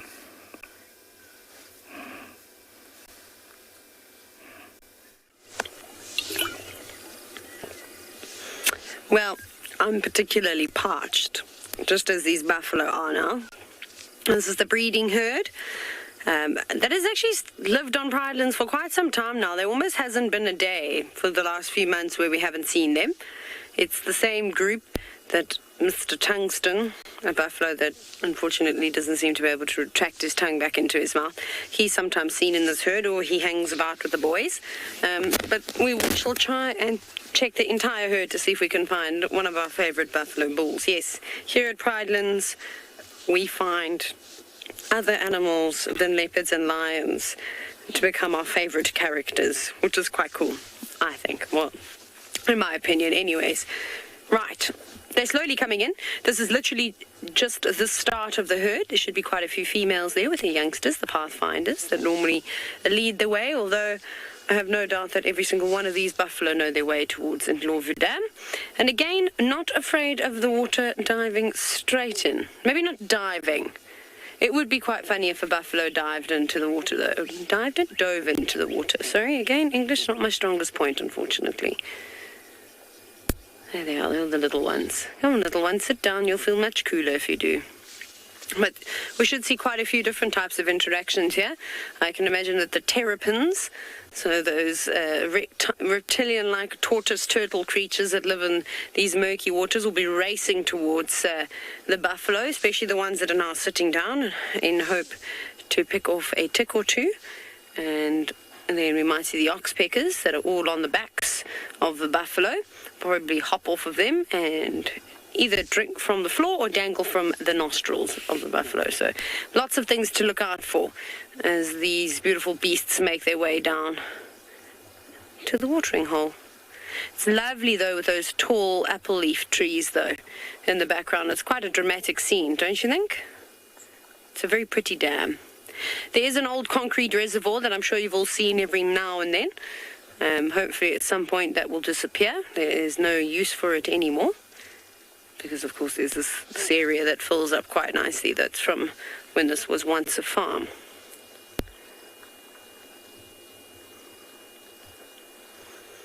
Goodness, buffalo really don't rush on down towards the water like the elephants do. They really do take their time. Apologies, everybody. I'm going to take a sip of water every now and then because my mouth feels like I've eaten a leather sandal. This is how hot it has been today. And this is always a worry, especially with students going out on game drives and bushwalks. We constantly harp on the fact that you must remember to keep hydrating and drink electrolytes and all those types of things. So I better practice what I preach. and not lose my front teeth in the process. There they all are. Not quite all of them. I think there's still a few to come. Haven't seen tungsten yet, though. Oi! Who's getting a little headbutt there?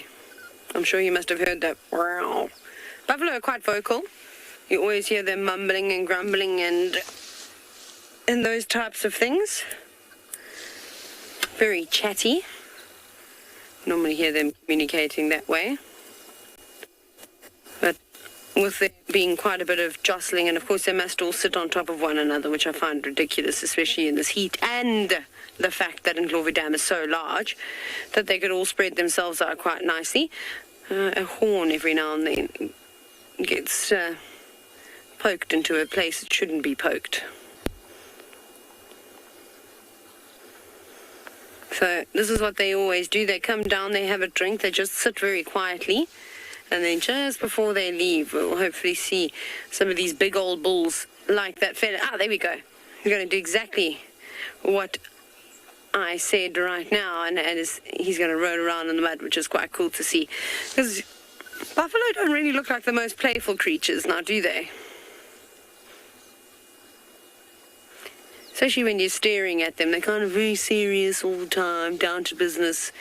But bring them to water and bring them to mud, and their attitude changes, and they become quite sort of playful and childlike.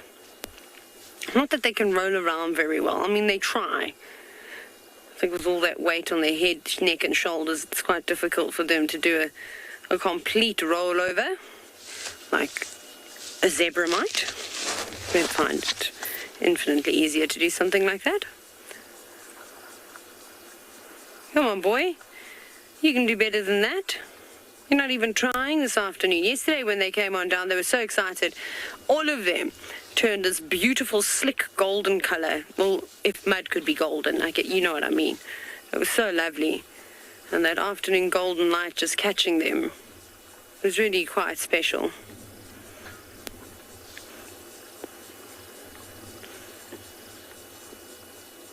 But they're not really staying. Like, they've come down, they've had a quick drink. Some have settled in the water a little bit longer than others. But they barely got their hooves wet, and they're heading off again. There is so much water around, and I would imagine that they would have also, like we saw the elephant dipping down to the drainage line earlier, they would be doing the same thing, trying to keep out of the heat of the day. So perhaps there's been a fair amount of water gathered in pools, and they were drinking, you know, throughout the day. Buffalo drink at least twice a day.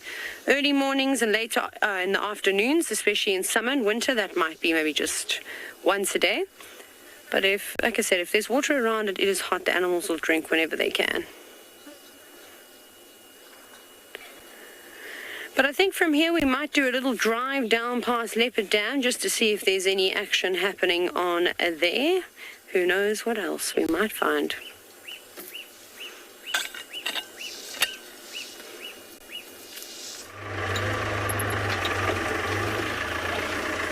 Alrighty guys, so these lions are proving to be difficult with us this afternoon. There where we left the male this morning, he just disappeared. The tracks are very confusing because he went into the waterhole and back out again, and there was just a whole lot of activity there last night, so it's difficult to really see which ones are which. And as you can see, it is quite thick around here. So with that being the case, you know, it's not like I'm just going to jump off and walk into these blackthorn thickets. I'm going to come out more scarred than going in there. So what we'll do is we'll give them some time, well, the male at least, and hopefully he'll come to the water a little later on when it cools down. For the meantime, we're going to move on. See, I had reports of another male lion not too far away from you, relatively close to another waterhole. So we're going to see if he didn't come through during the warm parts of the day and is lying there by the water now. But yeah, so far they are playing with us, and you know, that's just the way of the bush.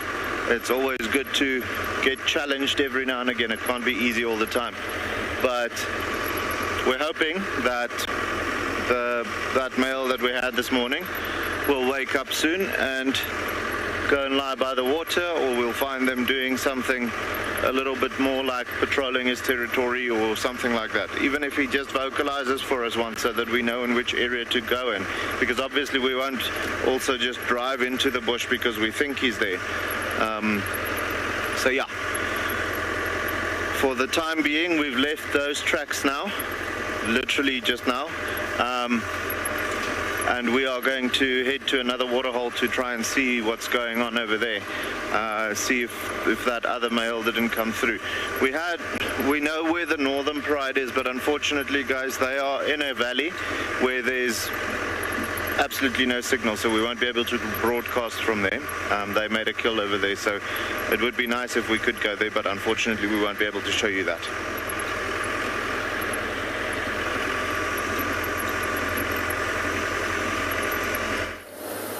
Alright, so we now trying to search around. We have left the dam empty. And I'm going to quickly check the hyena den if it's active. And then if it's not, then I'm going back to the dogs. But hopefully they would be slightly moving around because now it's cooling off. And then the only reason they're static there is because of the heat, that it was too much during the day. And then I believe they're going to move either to the north because they came from the south this morning. It's a grey decker. Neil, see the grey decker, one of the antelope that we don't actually get to see, or we see, but it's very sometimes runny like that. They just vanish off. And there's still a little bit of a silhouette running in there. So yeah, it's a grey decker, and they're very quick, sometimes very difficult sighting of this antelope. And I know we have the steenbok, which is in this area that is actually smallest for us, but the grey decker comes much slightly bigger than the steenbok. So I'm gonna head down to the den.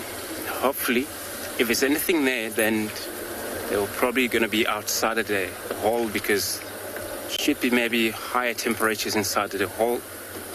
Only hoping. But if then they're not there, it means that probably the parent is still on a hunt, and then there won't be any chance for this young one to come play outside, since it's not actually safe for them.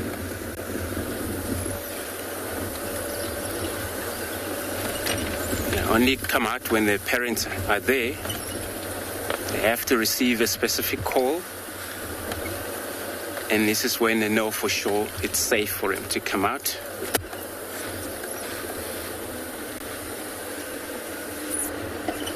And otherwise they're still vulnerable to big cats like lions, even in the leopard. Would still kill them, not to eat on them, but it's kind of like competition situation there is going on. So it's not active. That's the last update. I'm going to continue.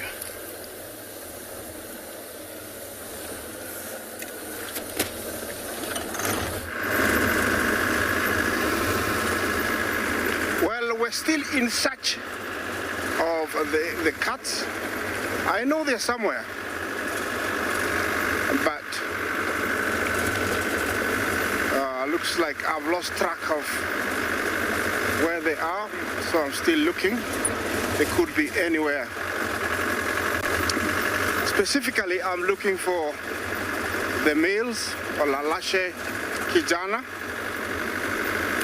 After that fight they had about 3 days ago, they headed this way, but there is a very thick bush off to my left, and that's where they could be. A nice place for them to hide. And there's also plenty of buffalo eland, so maybe they made a kill and they're eating here. That's why I haven't seen them. The girls seems to move a lot, and they could be anywhere. This is a very good time that they might come out, but I just have a beautiful landscape in front of me. Maybe we can share this with you. It's just beautiful. You know, this is the only spot that we have some blue clouds and very few. I'll let you enjoy that view as we take you to another live location.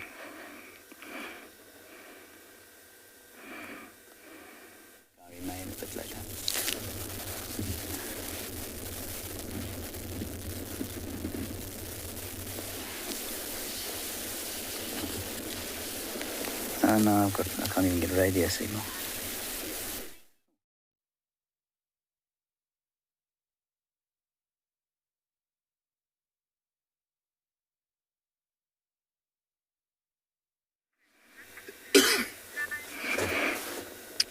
Well, the landscape is just beautiful here.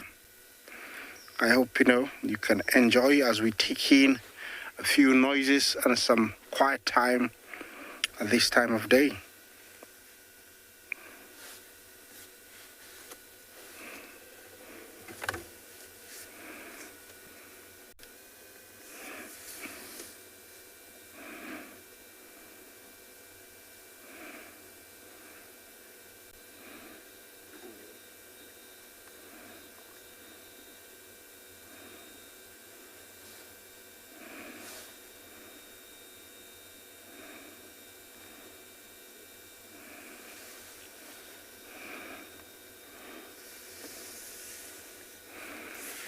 Well, the area I'm in is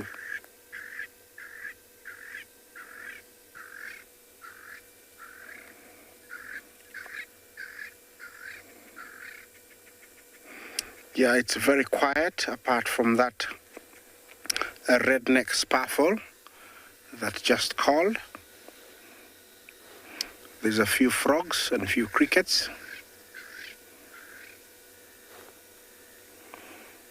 It's that time of day when everything goes to sleep, mostly the birds, and then the creatures of the night come out. Can be very dangerous for the prey, because this is the time when all the hyenas will be coming out. The leopards, lions, they're mostly active at this time of day, and they need to locate what they're going for. So it's a perfect time to come out. And in this area, there's always something. Oh, there's an elephant, a big bull heading away from us. These are the same guys I was talking about earlier. They reach mast from the age of about 30. That is the sexual maturity age. And so they're always wandering and moving a lot, trying to find females in season to mate with. He looks like he's a big guy, that one.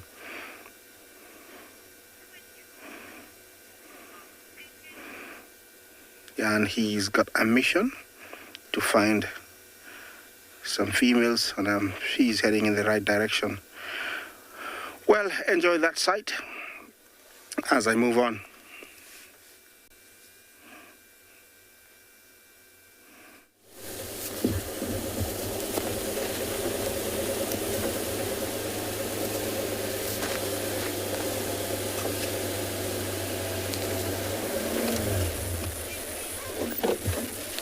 Sorry for the confusion last time, everybody. Comms a bit dodgy up here. Here we've got these harbingers of doom, or they look like harbingers of doom, the two ground hornbills, same ones we had this morning. And I don't know how much of what I said you heard, but we had a very fascinating yet frustrating afternoon. We managed to find some tracks. I was about to get out the car and follow them when Gerrit said, "Oh, no, there she is," and we found Thandi. But alas, there was no signal where we were because she was in a very deep dip. And she moved a bit and we tried again, and unfortunately it was just a no-go. Anyway, it was nice to see her. She wasn't with her youngster, who apparently has been left in the deep shade of the Moruwanini riverbed.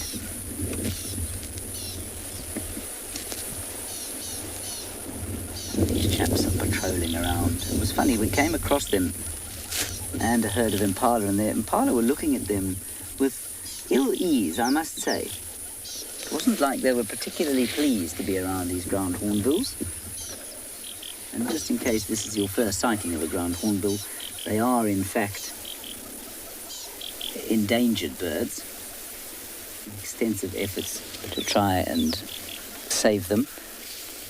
And they're endangered because the trees in which they nest are few and far between. They obviously need massive tree holes in order to nest. And also, when they get out of protected areas, they are often caught and used for traditional medicine,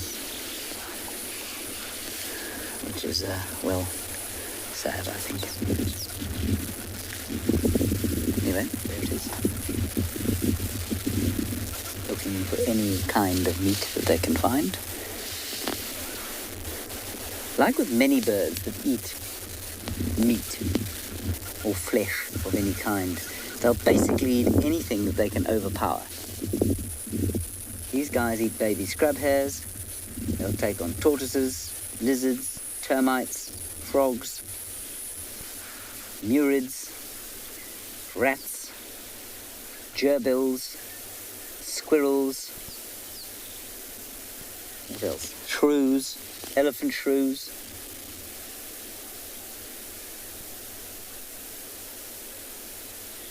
I'm sure they're not beyond scavenging.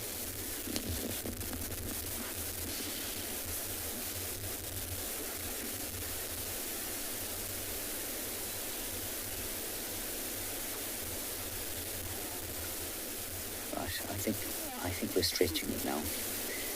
There we are, coming out into the open. I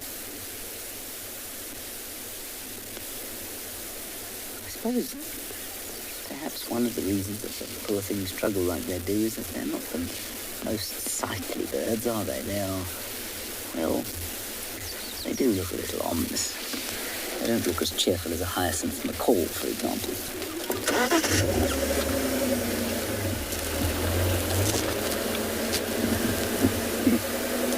Very good. We shall continue.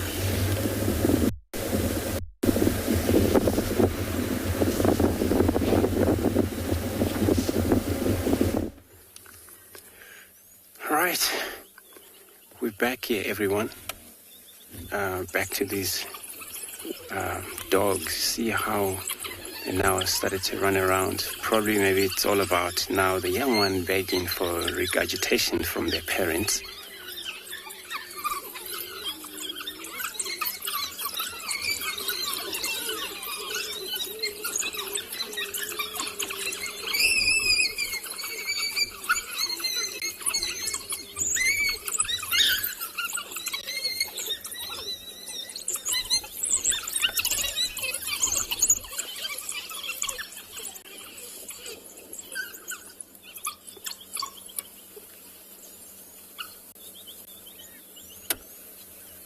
It's probably all done. Regurgitation take place there. What happened, these adults, they will feed enough and they keep some of their chunk inside them. They may regurgitate a few times during the course of the day if they don't kill anything.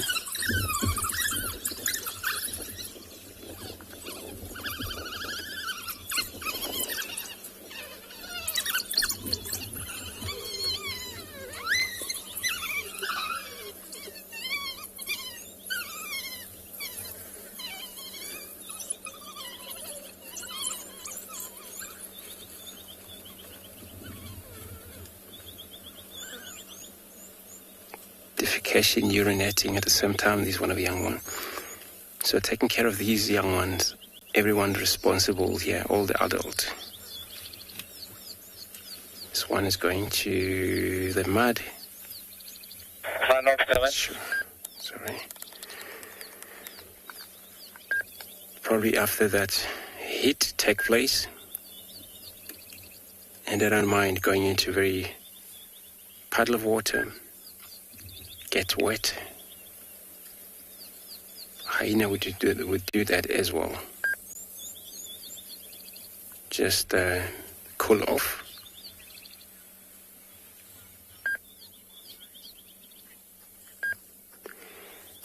pet lover, you want to know how many wild dogs in the whole planet. So it estimated anything from 20,000 of them in the whole entire world, and that's estimated, and then could be maybe wrong, or then since the research only take place every year, or then continuously, sometimes when a number go down, when it rise. So we only talk about the whole entire planet.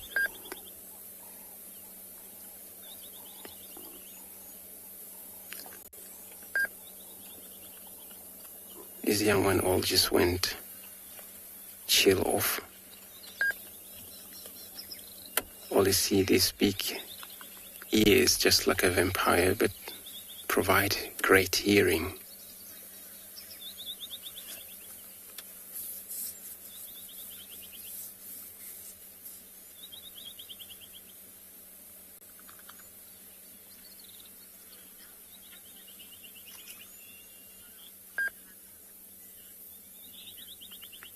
Gina, you want to know, at what age these puppies able to start to hunt for their own? Understanding that they all remain in a pack here, but they will cooperate in hunting when they are anything from 2 years and a half. At this stage, they still rely on their parents, and they were able to learn from them as the parents provide meat from them. And this is when it comes to the stage where they would also know how to throw out the chunk of the meat. And then this is when there's a new purpose in these packs take place. So these all sub-adults that you see there, they will also cooperate in terms of helping, giving meat to those young ones. When it comes to the, feeding the young one, it doesn't matter which one is which, mother, or could be the brother, could be whoever is now independent in this group will able to provide meat. Unless when the young one are actually still not able to move, because they then have to stay in a den. And all they do, they have to make sure there's a security there, which is maybe 2 dogs or 1 dog. And the rest will go hunt, return back to the den, and also provide meat, but for everyone. So myself and Nick and Neil, we're going to remain in this position here, watch this dog, what they do finally.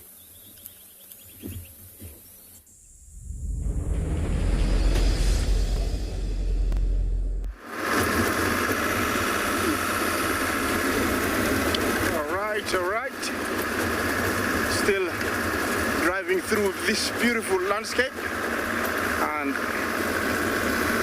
there is nothing much here, but there is a big herd of elephants that I'm headed to.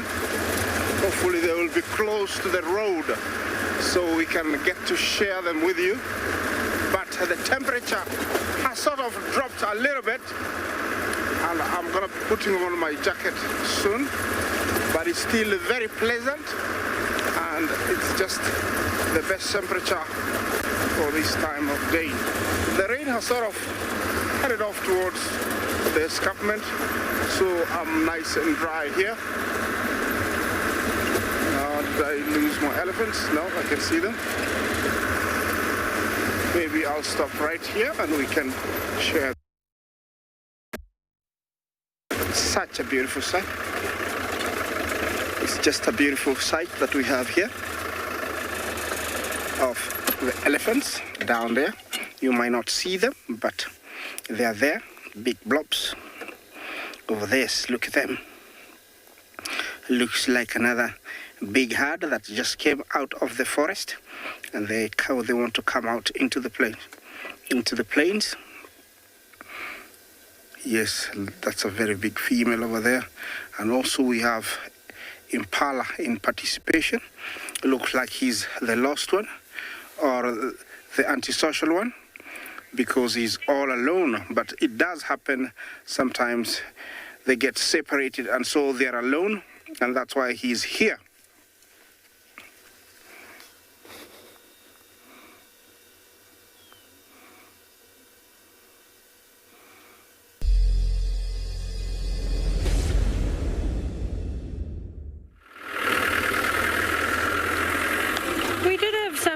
Elephants, a breeding herd. They were swimming at Leopard Dam, but unfortunately they have vacated the water and moved into some very dense vegetation. So we shall carry on trying to find something else to look at. But this section can be a little bit on the quiet side, so I don't know if we're going to get lucky or not. I think we'll probably try and head towards... Sorry, my earpiece has just fallen out. Impala Plains and look for some jackals and see if they're around. But who knows? Who knows what we shall find? So we'll just keep bumbling and hope to find an animal or a snake or a reptile of sort. A rock monitor would actually be quite nice, seeing as though we have been seeing so many of them, but we just haven't been able to show them to you.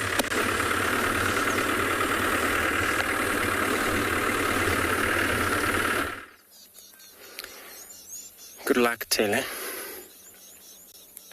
We're still in this position of these packs of wild dogs.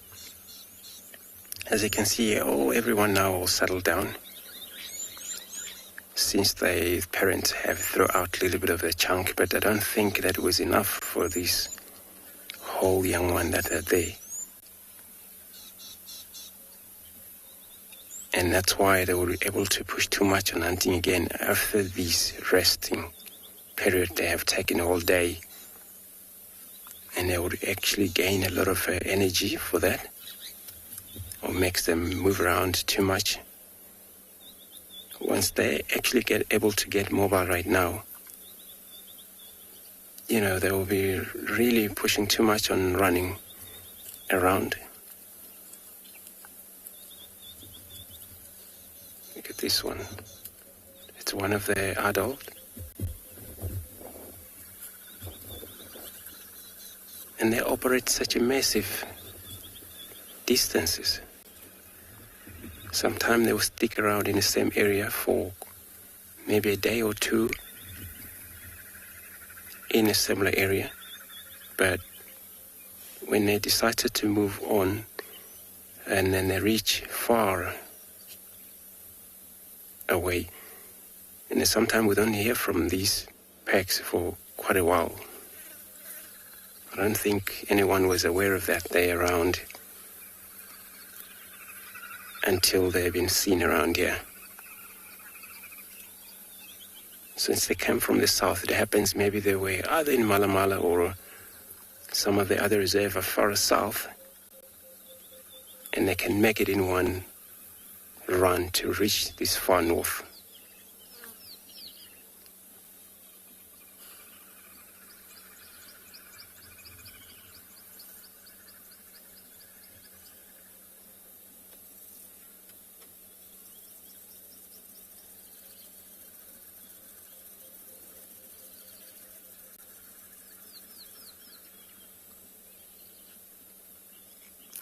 We're just going to see if there's, when they started to get mobile, whether they're going to leave this sub-adult here or are they going to move with them. If it's not the case, then they'll stay here. It means they're going to return back to check on them. I'm still going to be sitting here to see what finally happened.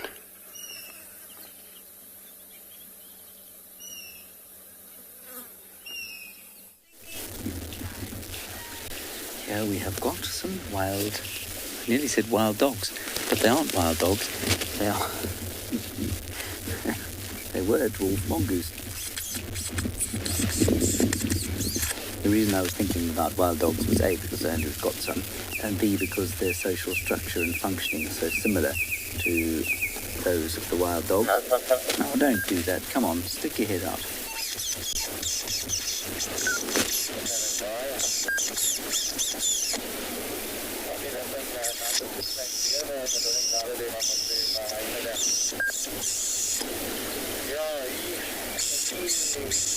Oh, come on. Don't do that to us. They sat there for 10 minutes very happily. And now they've decided, no, it's time to go inside and have tea and scones. Which is what dwarf mongoose do of a Sunday afternoon. I'm not sure if you realised that or not.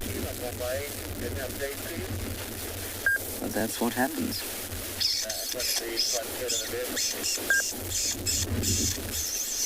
Often this kind of noise can make them come out, but not in this particular case. They've decided they've had enough.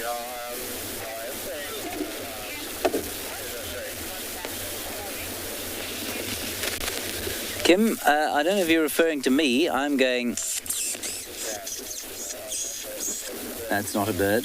That is I. There is a bird behind us called a red-crested quahan. There you go. If that's what you heard. A couple of red-crested quahans in the area.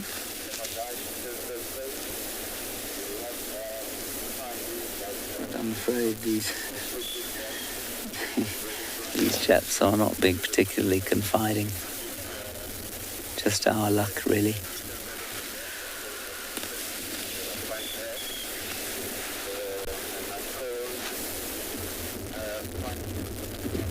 And then that clicking sound is the red-crested quahan's beak click.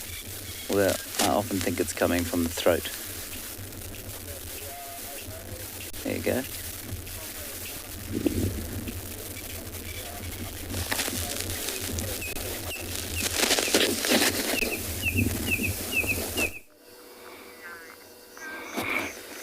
Well, from mongooses to some aquatic birds. Here I have sacred ibis, I have grey-crested cranes, and looks like there's plenty to feed on there because the sacred ibis is very, very busy. They have a carved long bill that they use to probe in that thick mud. Also, for their size, they have a relatively long legs, so they're able to wade through the mud and all the water, and using their long beak they are able to find worms and other crustaceans and other aquatic inhabitants like fish, mudfish, frogs. So that's why they are there. We have this beautiful view here of the Olololo Syria escarpment and the beautiful clouds. Of course, to the left, the clouds get very thick and dark because of the rain, and that's why we ran away from that side and came this side. But it's just beautiful, as you can see. Apart from me talking, there's a few other critters and birds that I'll give you a few seconds to listen to. You have to be very, very quiet to hear them because they're not as loud.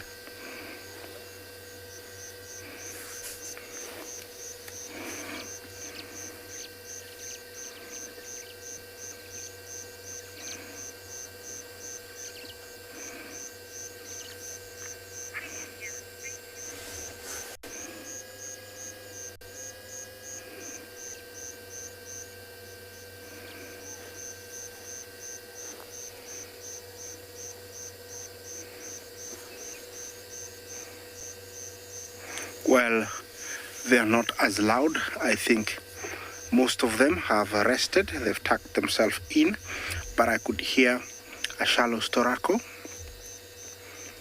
that went like, sorry, excuse my voice, it's not the best. And there was a superb starling. I won't try that one. It's very, very hard to try. So there were quite a good number of birds. Apart from that, you can hear the cicada going, doo, doo, doo, doo, and some crickets. Where those birds are It's very mushy and soggy. And this is the kind of environment you find them. Always in search of those. You can hear the ring-necked dove going, work harder, work harder. So every now and then you'll hear a bird. Yeah, it's just a beautiful scene here set by nature.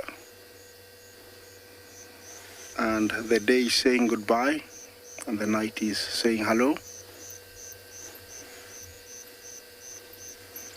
Remember, this is live. It's coming from the Maasai Mara, the Mara Triangle.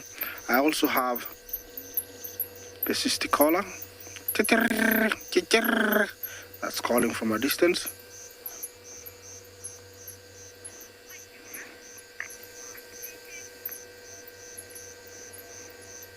Well, sometimes nice to be quiet for a little bit and enjoy the sounds of nature. So I'll give you another few seconds as we take you to another location.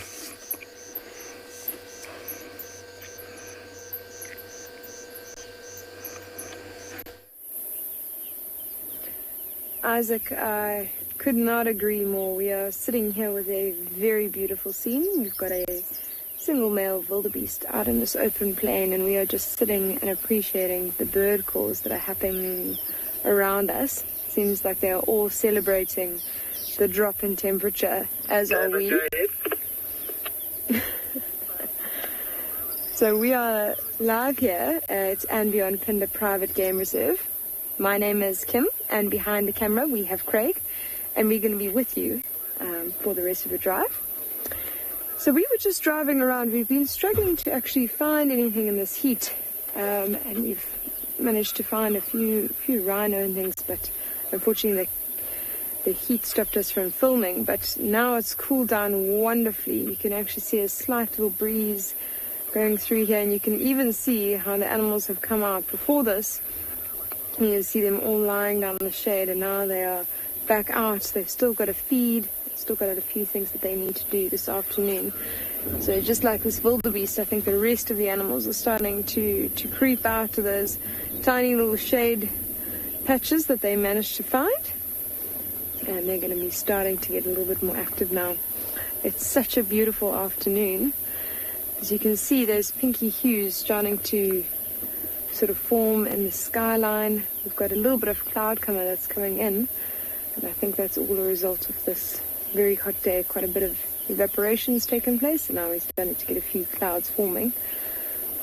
So this wildebeest right here that we're looking in front of us, we've actually seen him on the show before, and I'm assuming it's the same one because they are territorial. They also do have quite a distinctive breeding season, so I don't think it's too likely that another male would have tried to overtake his territory in the meantime. If we have a look at him, you can see he's in very good condition. He's got a beautiful shiny coat, and as he looks at us, he's actually also got very, very wide set horns. Something that struck me quite a bit.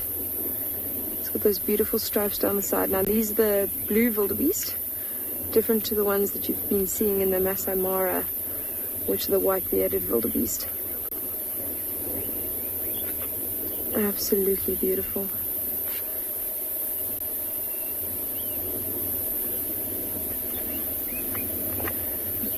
So you can see, just like us, he stopped and had a little bit of he had a little bit of a stumble there actually, but he's stopping and having a little bit of a listen, every so often. He's feeding, and then he'll stick up his head and just have a look around. Just because he's completely by himself, he'll stay in this territory. It's quite a small territory, probably almost as far as we can see down the plain. We can often even find wildebeest within your eyesight. You'll see more than one territory. So he's just going to stay here and wait for some females to come into his territory, and we wish him luck with that. And we're going to carry on and see what else we can find this afternoon.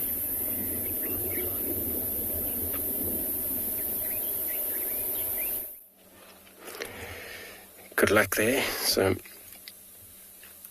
this dog hasn't actually been able to do much, but I'm sure some of them are all just moving around, their heads up. So it's a result that maybe they might get to move for us soon. It's getting slightly cooler for them.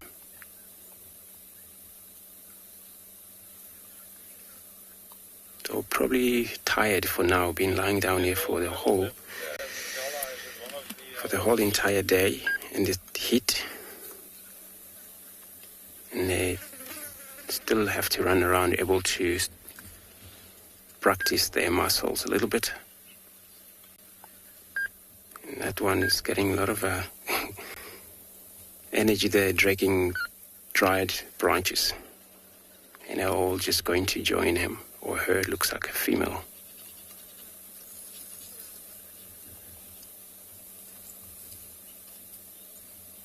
They still have a lot of a time for themselves, since they're actually not adult yet. They are still playful. Looks like everyone will be interested in that dry branches.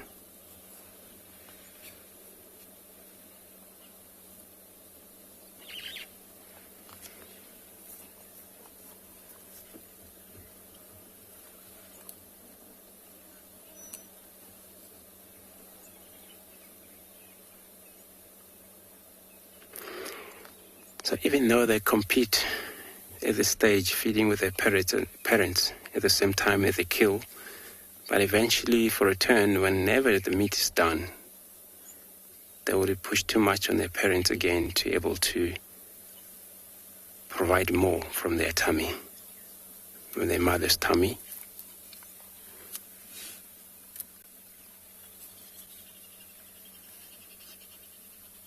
It's so that the chunk from their mother is already, made it a lot easier for them to be able to chew or swallow. It's already cut in pieces.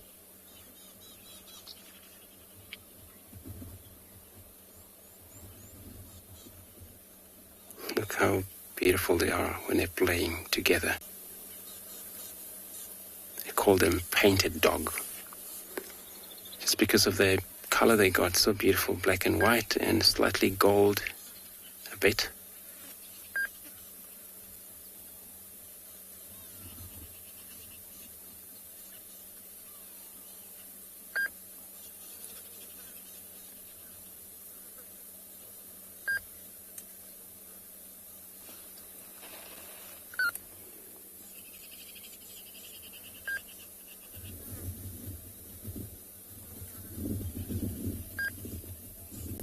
And sometimes they will be able to move as well at night. But it's not actually really great for them, for their own safe.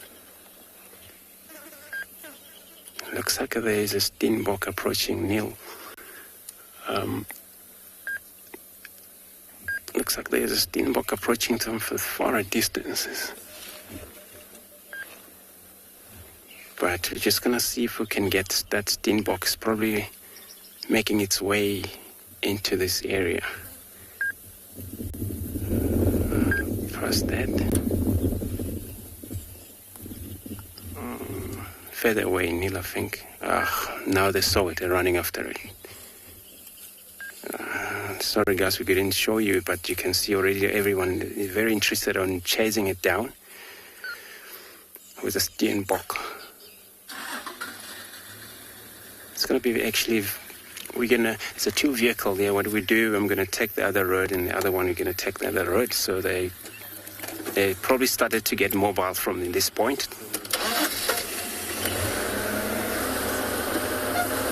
Let's get in there,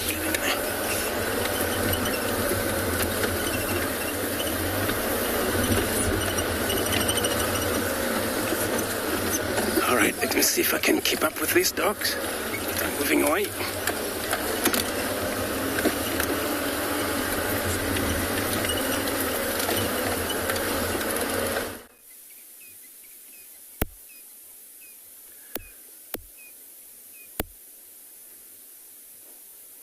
So a warm welcome to all our viewers. We're currently here at andBeyond in Ngala, and we're having a look at 4 young male lions that's lying down near one of the water holes. So this is not the same pride that we saw this morning. This is actually part of a different pride. which I'll touch base now and just let you know a little bit more about them and what their whole story might be. So I'm Nikki, I'm going to be your ranger for this afternoon, and on camera we have Owen.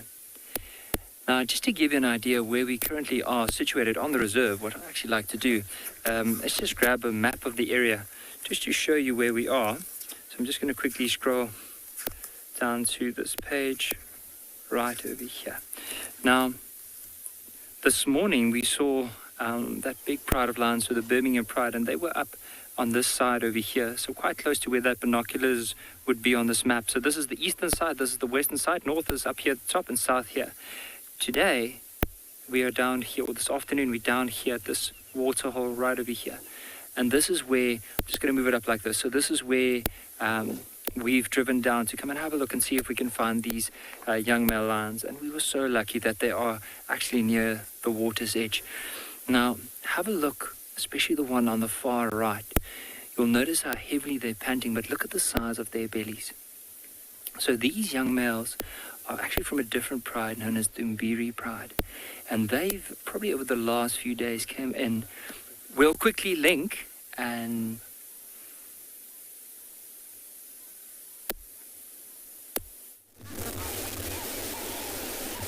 I think it's Mawati.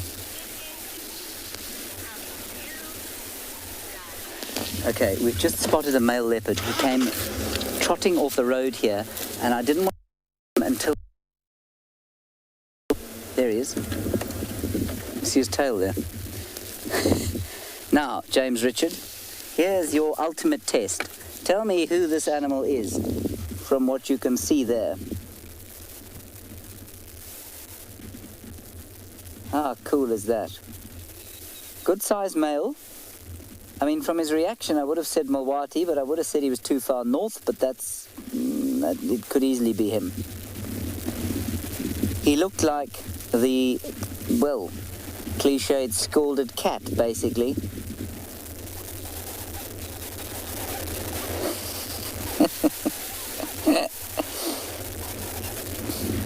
James Richard, if you can identify this cat from this picture, I will.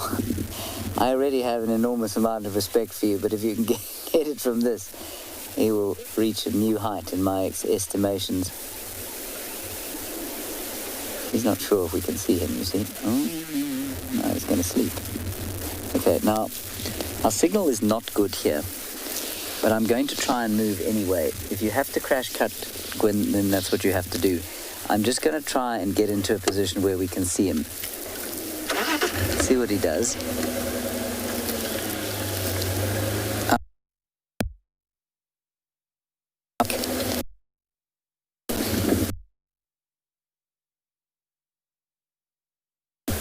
But I know that although James Richard might be able to identify this cat from this picture, those of us who are mere mortals will not be able to.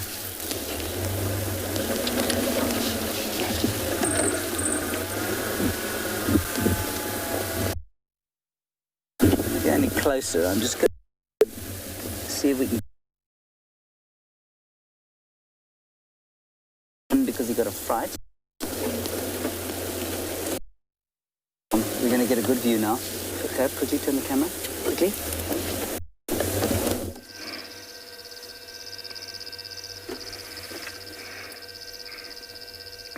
Well, we have found these lions here, and I don't know if they are females or males. They will have to get up for me to... looks like a female. Yeah, definitely. It's a female.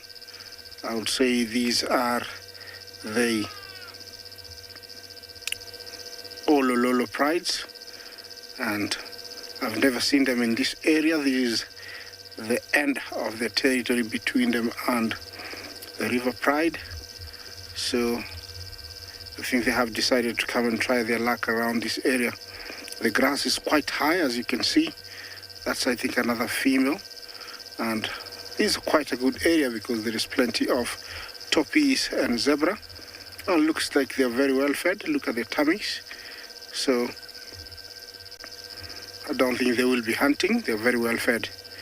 So I don't think there's any hunting going to happen. The other one there, I think, is also a female. They do hang around this area and also come here. That's the collared female. So definitely it is the Olololo Pride. So how many there are? We see two. Is there another one? Yeah, looks like there's another one right behind that termite mound. I don't know if it's their third lioness. Could be. Maybe it will come out for us. Yeah, it's hiding behind that bush. Might come out. So definitely it's the Olololo Pride. This is an area that's full of very different creatures. Zebra, topi, they're all around here. So it's a good area for that to be in. Remember, this is live. It's coming from the Masai Mara. And we are at the Mara Triangle. Well, I'm going to stick around with them for a little bit. See if they're going to make a move.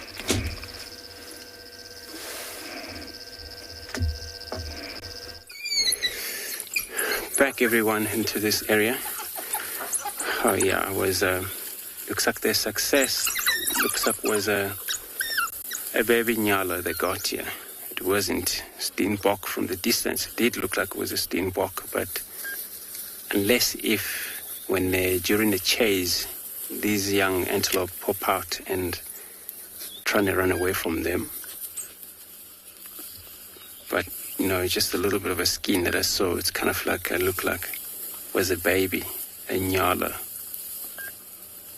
And all you see is it was so quick, it's all done.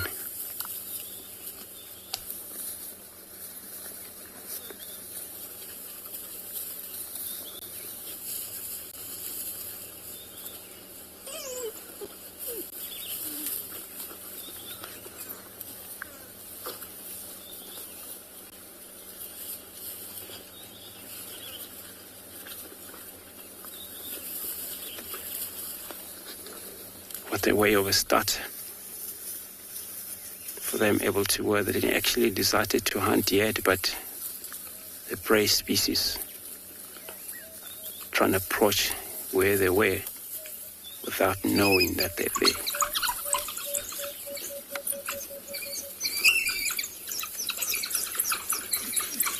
Just a moment of silence.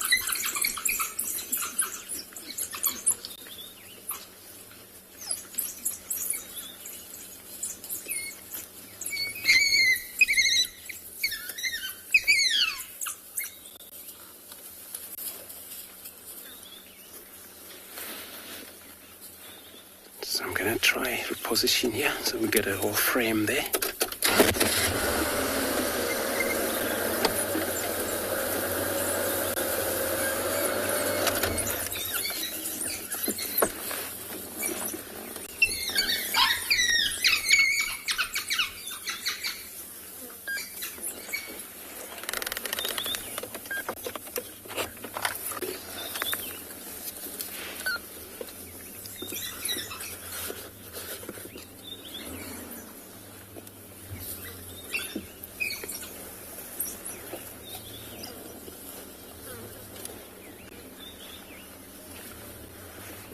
Alright, looks like they're all just, well, as you know, they can't be static. They're all dragging that little bit of a skin away from the open.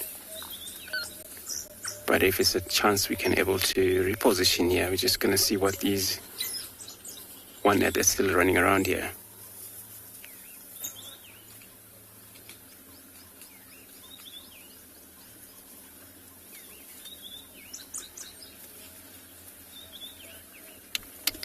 Deanna, you want to know why they're called puppies? So, because they're kind of, you know, all Canada, sort of like dog. So, dog at home, I think. Or you would also call them puppies when they're young. You know, only when they're above a year and a half, which then they're you know, slightly bigger enough. So they still depend on their parents out here, what you've seen, for them to hunt as a young. But then they're still puppies, and only when they're anything from 2 years, and for sure they were able to do their own thing, So hyenas, young one, call them cub, lion cub, leopard cub. So all divided in the family, I think order as well, of these species of animal.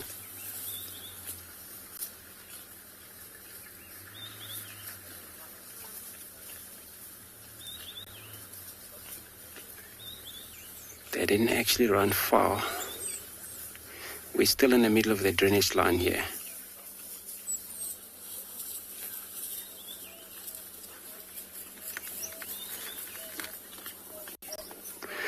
Yogeshwar, you want to know if wild dog do migrate to another places in Africa? That I'm not quite sure, but I know they do move in such a huge distance, 200 kilometers when they can, depending on the wide range of how big as a reserve is. If it's not actually fenced around, and then of course they may move far enough. But yeah, I'm gonna just actually double check that. See, all they got is a head, this young one they're playing around with. And they came out to the open now.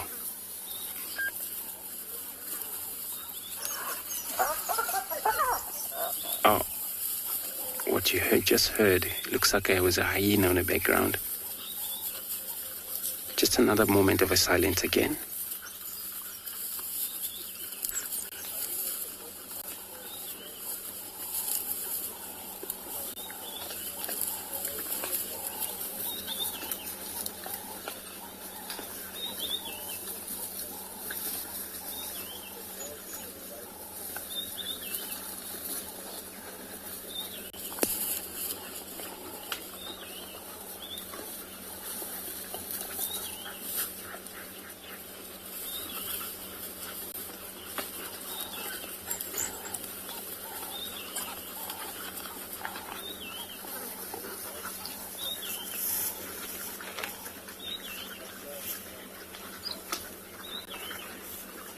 Magic dragon.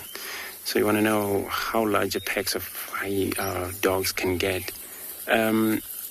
Success rate of reproduction. Sometimes you get up into a number of 20 animals in the packs.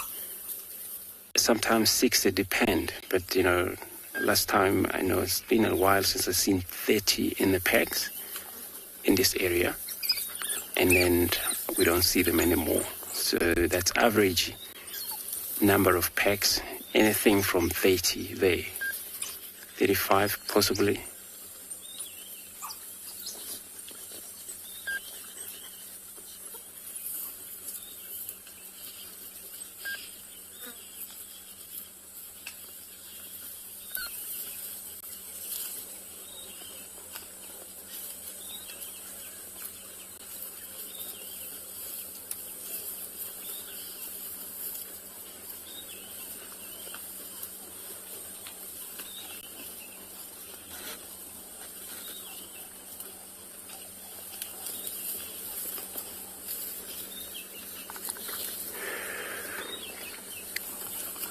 Well, Neil and I, we're going to stay in this sighting, yeah?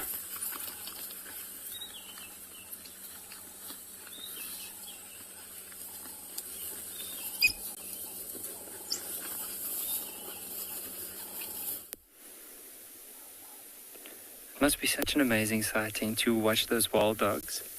But to get back to these lions here at andBeyond in Ngala, you'll notice that how they are lying down with especially this one off to the left near this game trail. Have a look at how it's lying down with its foot up in the air like that, and you can see it's panting quite heavily. Now, it has been a warm day, and that's one of the reasons they're panting, but also because they had a full belly. So over the last little while, they made a kill on what looked like a buffalo. And they just fed off it. They finished it completely now.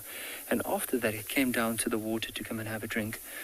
Now, what's very, very interesting about this lion that we're looking at now is you'll see now and again it's going to flick its tail to try and get rid of the flies. So let's just have a look. We'll keep focused on him like this, but I want you to have a look at the tail. If he's going to play along, I'm not too sure. You can just see the one's foot at the back there. But just so that everyone knows what to look out for, it looks like the very end of his tail is missing. Now, these are 4 young males that are grouped together. And the reason might be is maybe as he was pushed out of the pride, but the more dominant male, is during that fight he could have lost the end of his tail. And what's interesting though is like all these males, 2 of them look more or less if they can be in the same age, and the other 2 look slightly younger. Now, just off to the right, and the one further off to the left, the one with the leg in the end, the one that's the furthest away from them, so they look like they might be the same age. You'll see when they pick up their head, their mane is more or less the same size, but the other ones are a lot smaller in size.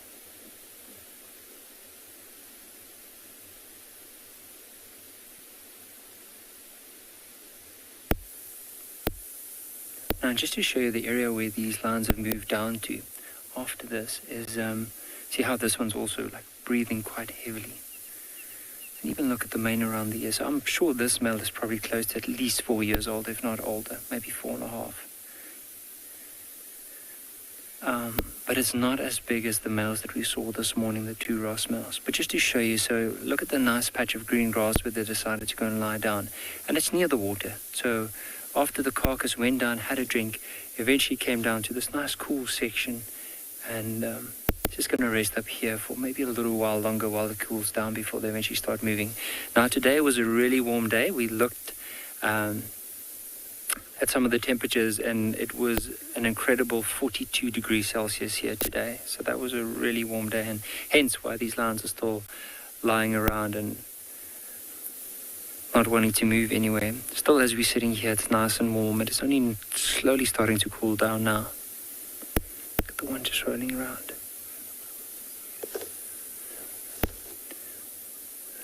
Very comfortable.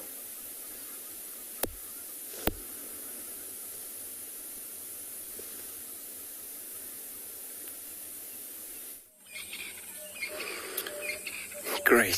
So we're still in this position of these packs of wild dogs, but all of a sudden now all silent again. But there's all over around us. As you can see, some of them are in a way distance. Just a little bit of a glimpse. Still sniffing around there. Possibly the blood was poured everywhere, since this is actually killing scene is what happened.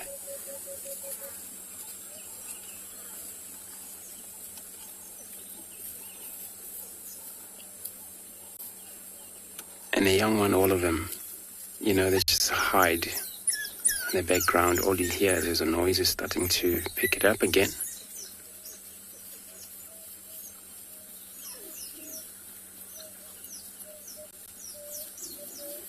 There's a one with a collar coming in.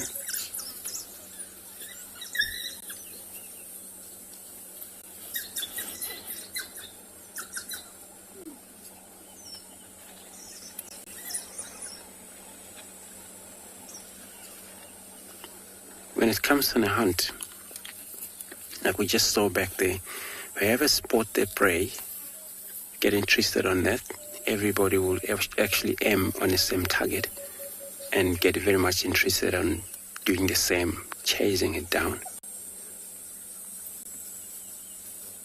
There was no chance for that antelope to get away in this amount of dog like this. They all spread around. A lot of time when the prey species run away from the danger, they only get away when there's only one predator. But more than 2 in this thicket, there's no chance. You get sometimes surrounded.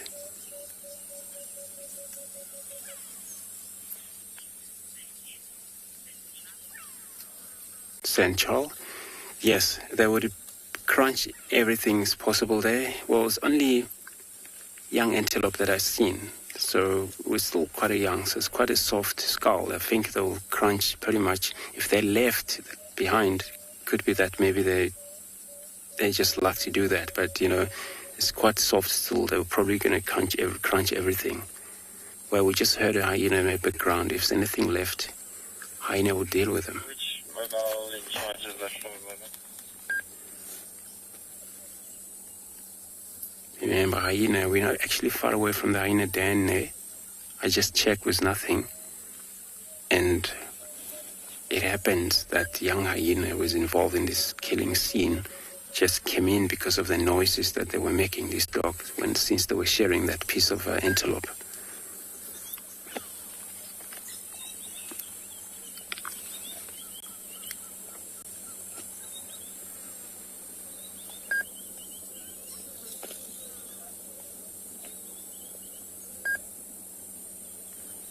See how painting, so it was not actually a long chase that, but so that's still hot, just like a regular dog.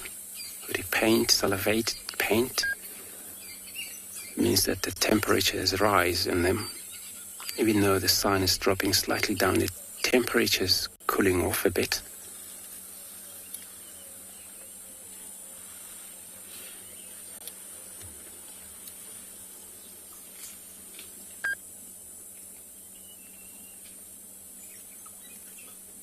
So hunt by sight, smell, hearing. But I believe one of them probably spot that antelope from the way off. We were trying to frame that. It was actually very difficult for her because it was far distances.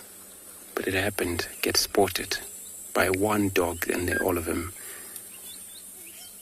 was alert to it.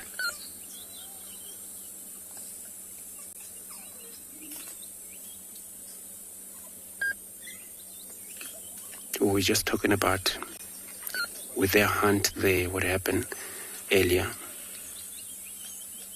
It proved already that whatever surprised them, they would be very much interested on hunting it down. As long as an antelope, medium-sized antelope that they can hunt.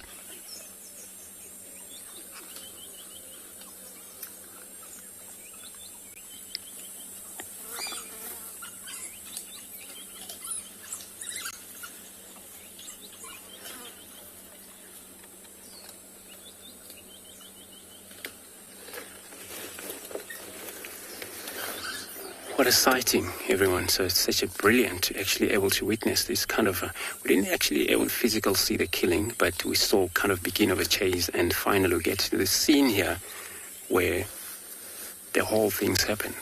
As I was trying to turn around, there's actually a very deep drainage line that I couldn't immediately do that, but we were lucky enough to get to this position and still see feeding, it's still taking places. I'm going to reposition again, see if we can pan to the rest of them on the other side of behind the bush for now. So let me see if I can do that.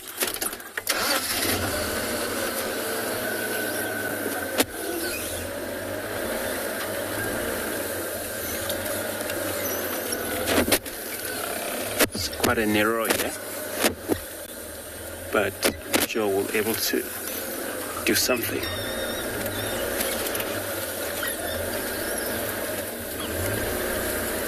So myself and Neil, we're going to stay put again.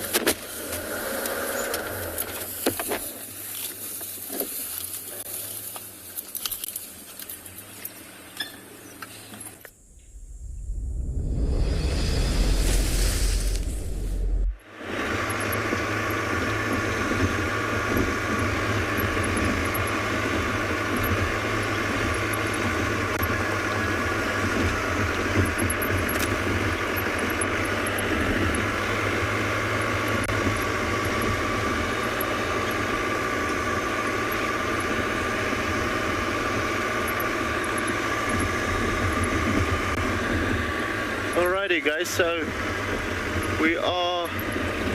we went and sat at the waterhole for a little bit, the waterhole that male evaded us somehow, and well, hoped that he would come through.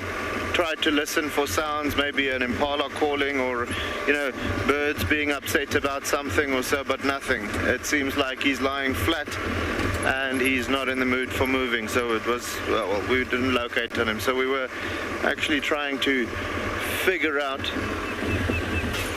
where there's a, sorry, I just heard a bird calling. We're trying to see if he's going to do his mating display.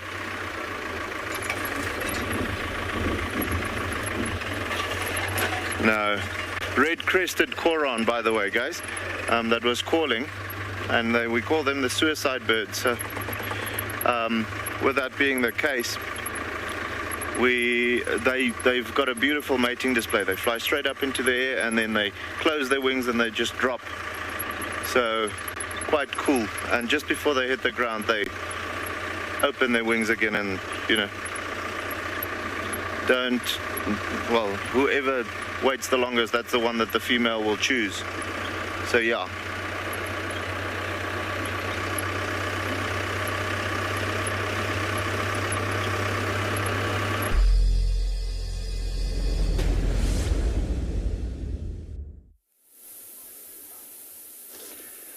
So we're back with that male from earlier, and remember we said let's have a look at the tail and see every time he tries to flick for a fly, we might just try and see if we can see the end of his tail. Remember we said the end has probably been bitten off by another lion. So let's keep a good lookout. But in the meantime, Fredster was asking a very interesting question about how long or how much do lions sleep. Now, Fredster, with lions, especially a pride or a bunch of males like this, and if it's a warm day and they had a kill, they can sleep up to 20 hours a day. So they're pretty lazy animals unless they need to move somewhere. So there's that tail. Remember we said maybe the end is missing. Now you can clearly see it. But normally on a warm day like today, and having a full meal in the water not being too far, there's no need for them to head anywhere. So they'll sleep for pretty much the whole day. And who knows, maybe if there is some pressure from other male lions in the area, and as soon as they start moving in, there's a good chance that they'll push these youngsters away. Because even looking at them, they're still very inexperienced. For them to take over a pride probably will be in the next year or two, maybe in 3 years when they have grown a bit more, especially the younger ones amongst the group here.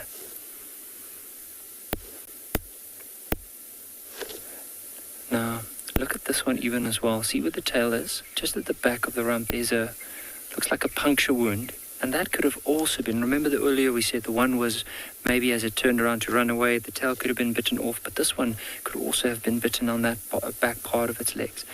But you'll see this one has more of a mane, also behind that elbow. Notice that very dark patch of hair.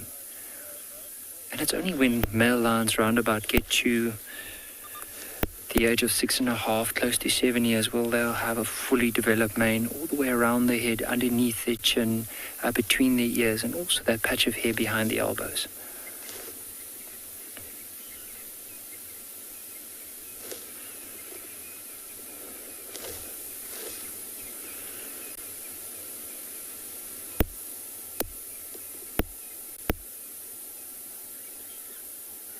So this one has barely lifted his head. But just look at the size of his paw. I mean, it's almost as broad as the upper part of his front leg. I'm sure he's going to be a massive lion. Now, we haven't seen them getting up or moving, and personally, this is the first time that I've seen these males together here. And so for me, it would be very interesting to see if they do get up, how big are they actually, and also the angle at which we're sitting and looking at them, as we're actually sitting on top of a ridge looking down into the valley where they're sitting. So it's very hard to tell the size, but they do look like quite a few big individuals with the potential of even getting bigger.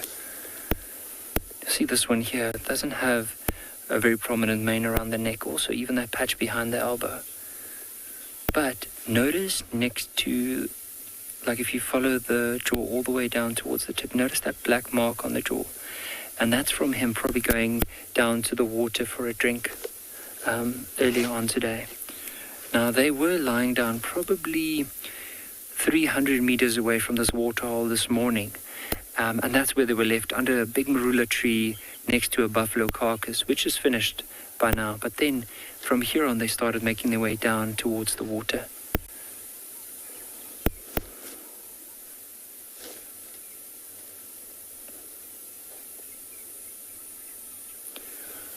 But just incredible to watch.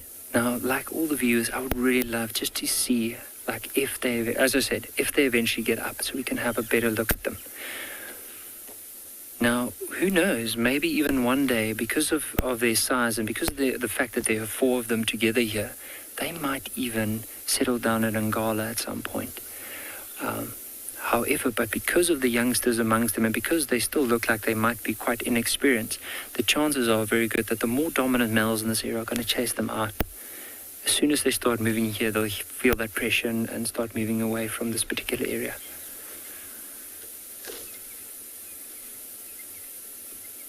But I do love the story of a male lion. So I often believe that male lions are probably some of the animals that when they are the king of the pride, they have such a extraordinary life. All they need to do is just make sure that they scare all the other males away and they have the females to themselves. And even though they are, maybe two of them might be brothers, there might be half brothers amongst them, they will share mating rights depending on who's going to be the more stronger dominant one. But their life when they grow up is quite hard, especially the first 4 years. Like within the first 2 years, almost 80% of all cubs die because of other predators, maybe lions killing them. Could be diseases in the area, also lack of food. But then as they get past that stage, to the age of 2.5 years, that's when mom, or that's when the dad probably most likely will push them out of the pride. And then when that happens, is they will then go and venture or become nomadic. So all they want to do is survive. They'll chase wild dogs off their kills, they'll chase leopards off their kills, they'll steal kills from hyena until they're basically strong enough.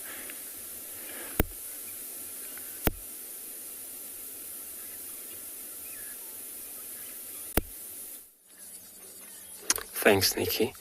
So we lost a dog, but let's have a look at this beautiful sunset before I go around, look for them again. Hopefully I find them again. Just to take a moment of a silence.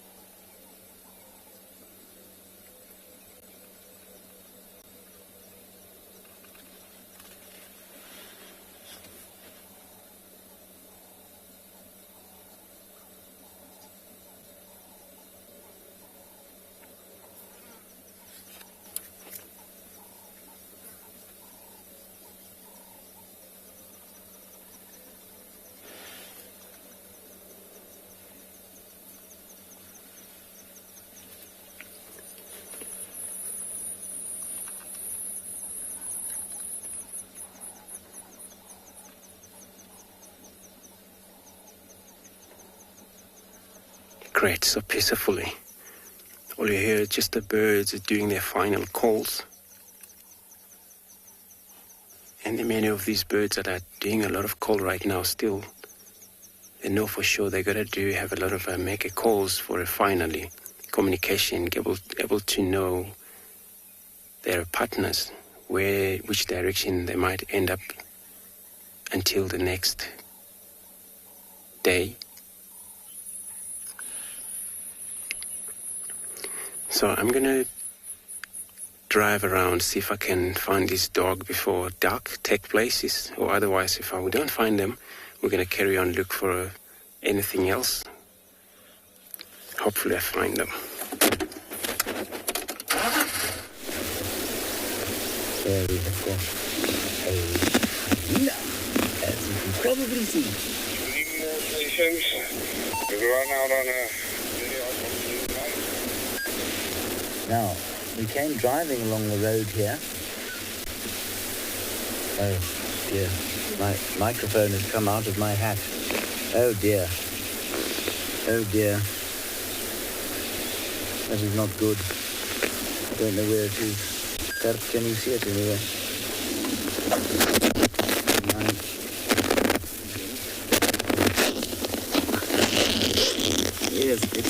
my belly button. Okay, I shall conduct the sighting like this. There we go. I've managed to fix the problem. Right, we have our hyena, and we initially thought that it was in some distress because it was just lying there, and there was a whole herd of impala that had come up to stand next to it, and they weren't alarm calling.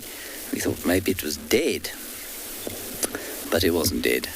I think it was just dead from heat. It is still blindingly hot, but this particular little gully seems to have a nice cooling breeze blowing through it, and that's why this hyena is here.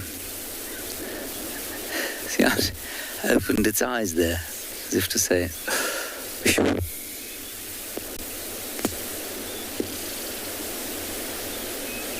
and here there's still really not much bird song, just the whole white-browed scrub robin next to us. A little bit of from another white-browed scrub robin. Some Cape turtle doves.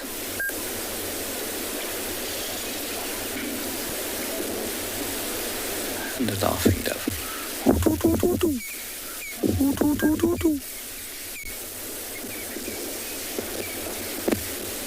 So I do apologise for the sound problems at the start of this little segment. My microphone had slipped out of my hat and I found it somewhere near my navel.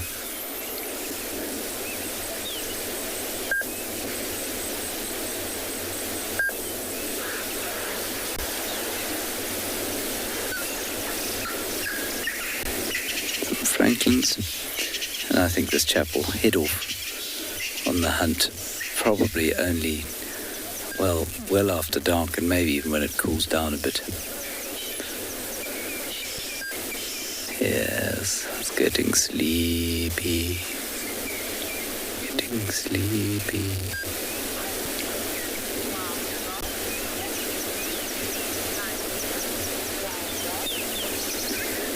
Wild dog, I'm afraid I don't know who this hyena is. I suspect it's pretty easy to identify given the notch in its left ear, but I'm afraid I just don't spend nearly enough time around these hyenas at the moment to be able to identify them. Looks like a male to me, I could be wrong, but if you watch the Twitter feed on #WildEarth now, I'm pretty sure that Michael Fleetwood or Chris Rogue or somebody else in the hyena know will give you an identification.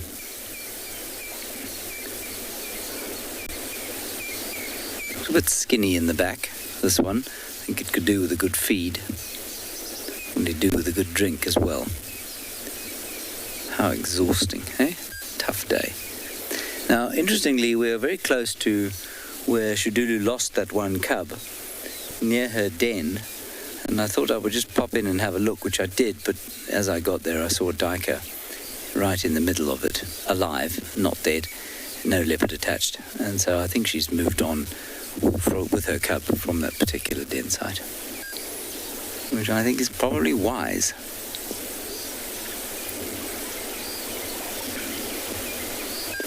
I don't think that's why the hyena's here, or at least I hope it's not.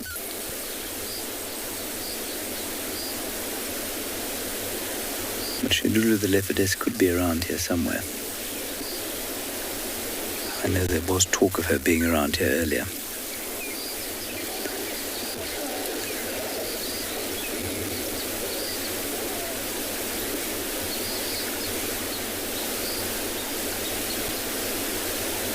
There's a little flycatcher going as well next to us.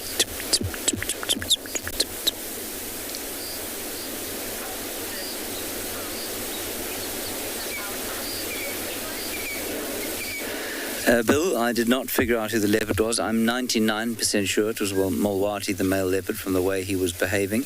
Again, I'm pretty sure that somebody would have had a go at identifying him on Twitter. I don't have any signal with me at the moment, so I can't check. But I'm pretty sure that's who it was. He's distinctive in his behavior, certainly rather than his looks, because, well, we don't ever see him enough to take proper pictures. But I'm pretty sure that's who he was. I've 3 times startled him lying right next to a road, and then he's moved off like that. although he doesn't seem to like vehicles, he seems to like to lie down where they drive, probably because he uses them to move. Although his tracks are few and far between.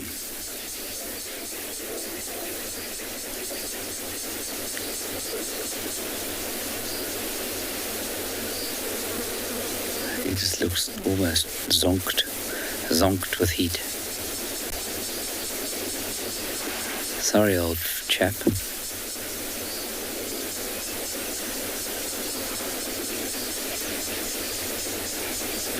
Flies and rain locusts now, all we can hear. In fact, not a rain locust, that's another cicada species.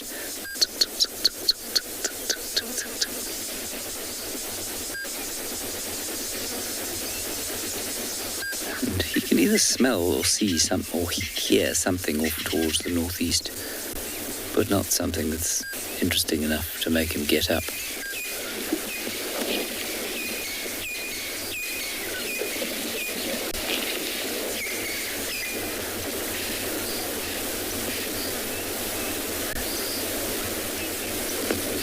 I think we'll probably move on from here and see if we can't catch a third leopard for the afternoon, and this one will actually provide you with the sighting.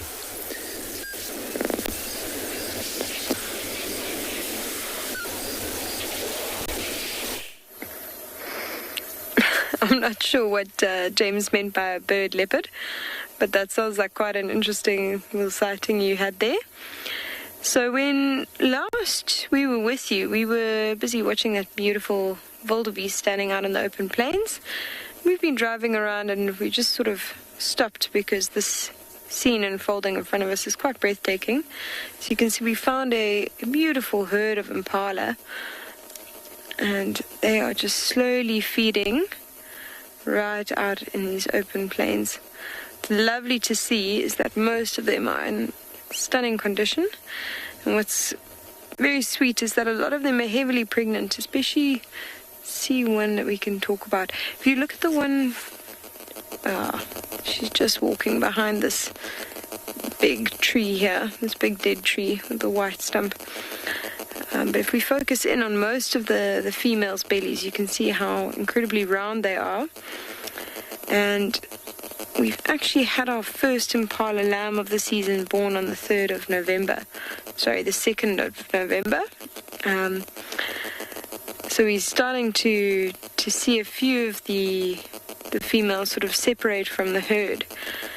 Of course, none of these females have, so they're still a few days away from giving birth. But generally what they'll do is that one will actually walk off and find a thicket, and then they'll give birth in that thicket, and then 2 days later they return to the herd. So that's what's in store for most of these females right now. It's a wonderful, peaceful scene that we've got in front of us. It'd be nice to just sit and listen to it for a little bit.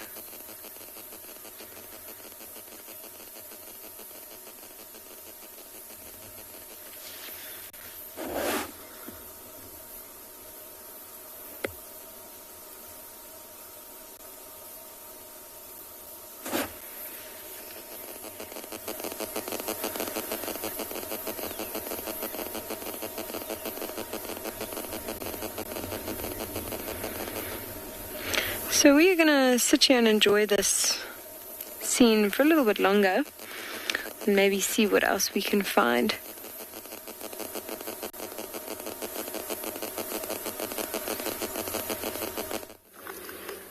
All right. Good luck with checking around, and we managed to drive around all the way and get back to close to where we started with them this afternoon, and one of the adults just lying down there. We see every now and then glimpse of the young one, running in and out in that thicket. But, we unfortunately is going to be getting much time where we weren't going to be allowed to stick with them, especially when it gets dark. So at least we still have this one closer to us, brave enough, sitting static there. And this is one of the famous ones that's with a lip cut off and a top lip. Only see just the teeth.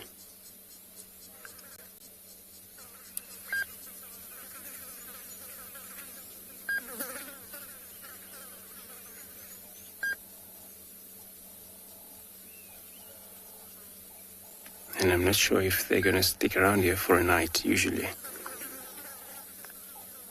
If it's a full moon, they would get to move. Even in at night, whatever they can during that moon shine, will probably get it, but it's not safe for them then.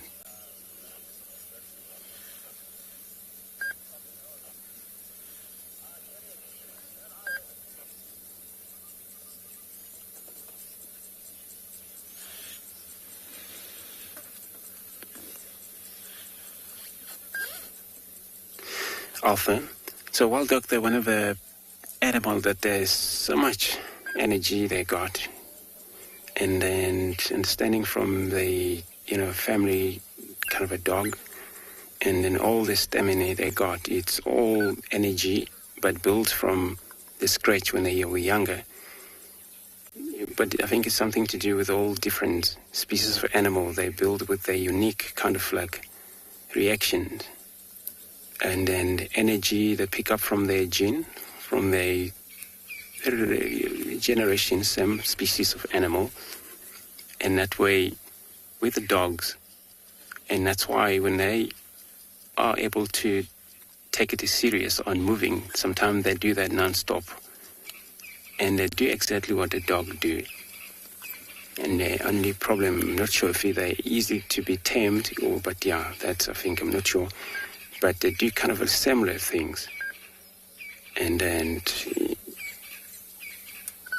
for them to be able to run from distance to another places without rest, especially when they don't have these young ones, they don't have to worry about getting them tired, or they're tired, they need to take it easy for a couple of hours before they can able to get to move again.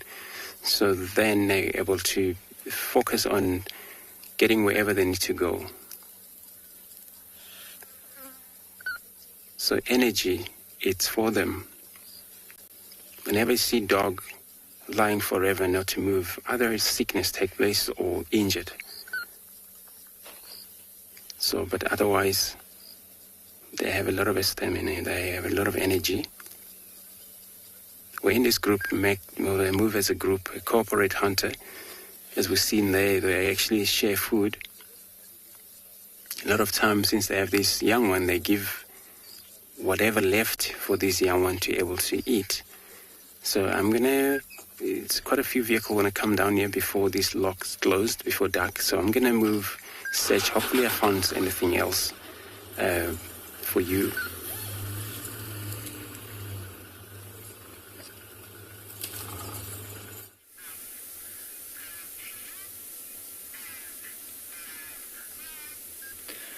So we've just gone into infrared because we are losing quite a bit of light now, and where they are such a dark patch in that little gully where they're lying down that you can't really see them that well without the infrared light. It just shows you they haven't really moved at all. They might have just changed here and there position, like might have rolled on to the other side. Maybe there was a rock or something that was uncomfortable. But I'm sure these young males are probably going to spend here the majority of this late afternoon into the early evening, and maybe even later on until early tomorrow morning before they start moving. There's no rush for them to head anywhere. And even as we're saying, because of the other males, the more dominant males being with the pride, they're also not calling this evening, so I'm sure these ones are pretty relaxed near the water. And they've also found such a nice patch there of lush green grass to lie down in. It's like the ideal place for a lion.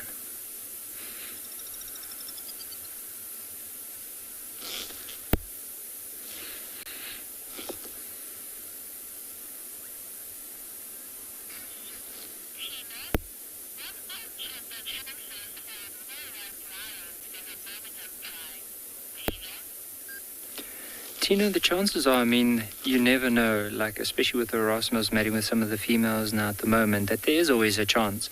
Now, in order to find or in order to get a white lion, both the male and the female needs to carry the white recessive gene in order to have that.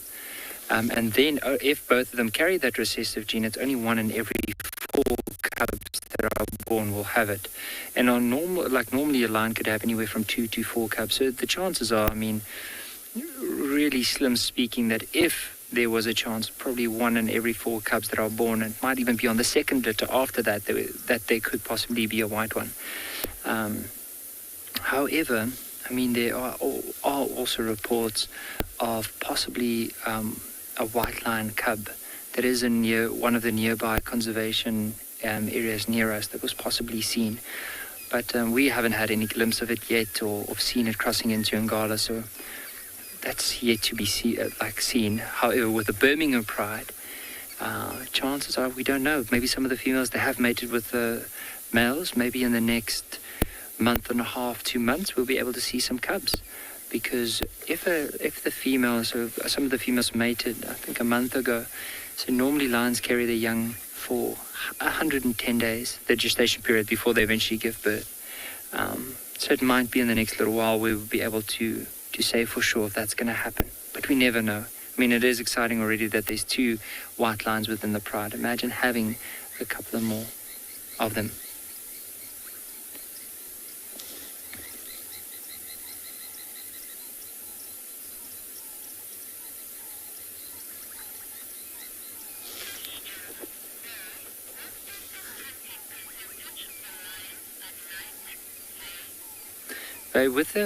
With lions in particular, let's not talk about lions in general. Let's talk about these 4 males that are here together.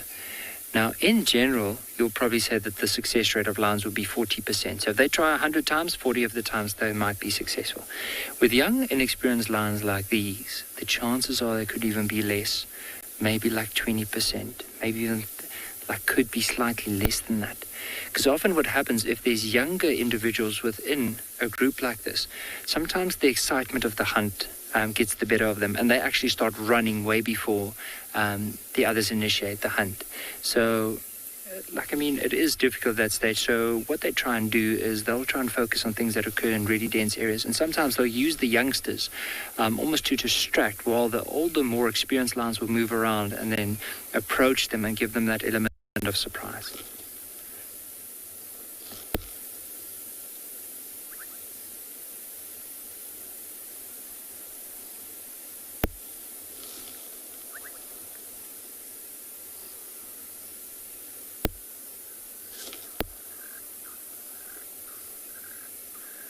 Talking about wild dogs earlier on that had a lot of stamina. If you look at these lions, you can't believe that a lazy animal like this, or that's what we think, they might be lazy. However, if they had to get up and start moving and even start hunting, it's like someone putting off this switch, and it's a whole new ball game.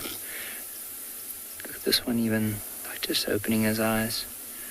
I'm sure it's not going to last too long before he closes it again.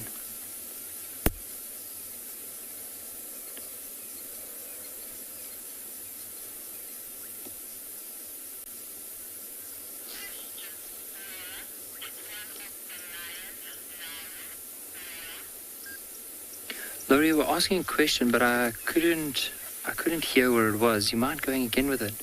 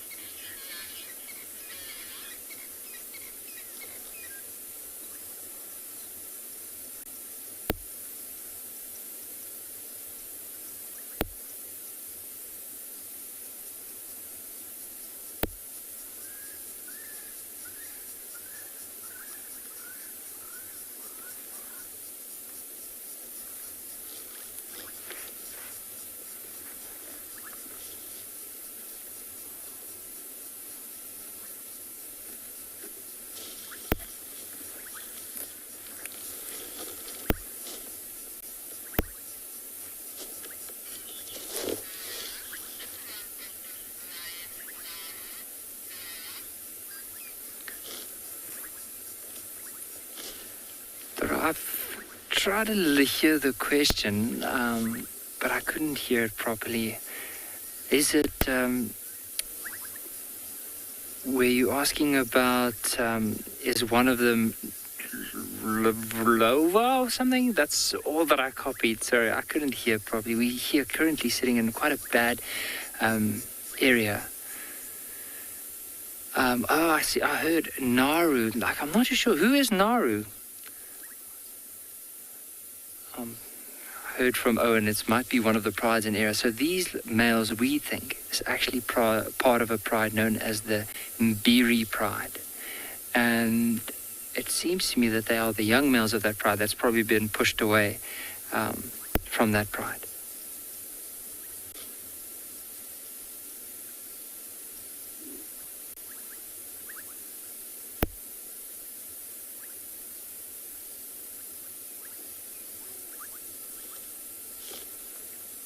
Just for now, they are so relaxed around this waterhole. I can hear there's a spotted eagle owl. You can just hear like in the distance. Just to show you where we are now.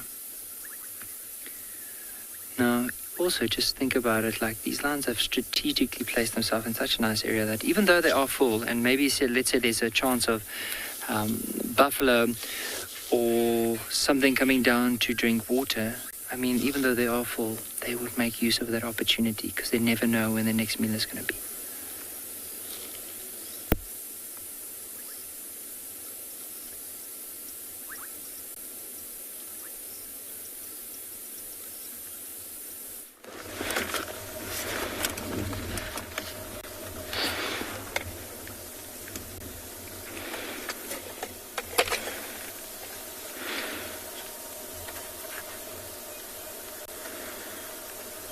Welcome back. Last we were with a small herd of impala. When we carried on driving, we found another beautiful scene right in front of our lodge. And as you can see, there's three very small impala to our left. When I say very small, not our new impala lambs that we've been hoping to see. I still haven't seen one from the season, so I've been looking very carefully for one. But if you have a look at these horns on these impala, you can actually see that they're fairly similar size. You know, that one walking off to the right, it's got a slightly smaller horns. And the one with its head down now, it's probably got the largest horns of the three, but they're all fairly similar size. And what's great about impala is because of that lambing season that we've been talking about, you know, they always give birth around the same time of year. So they're very, very easy to age. And, you know, we always know from November sort of towards January time, that's when the impalas around this area will be given birth. And so that's what makes it pretty easy to age. Now, with horns that size that we just saw, we know that they're still very young. So from last year's season, so they're just approaching about a year. I'm just going to move forward a little bit because we had some Ngala disappear behind the bush.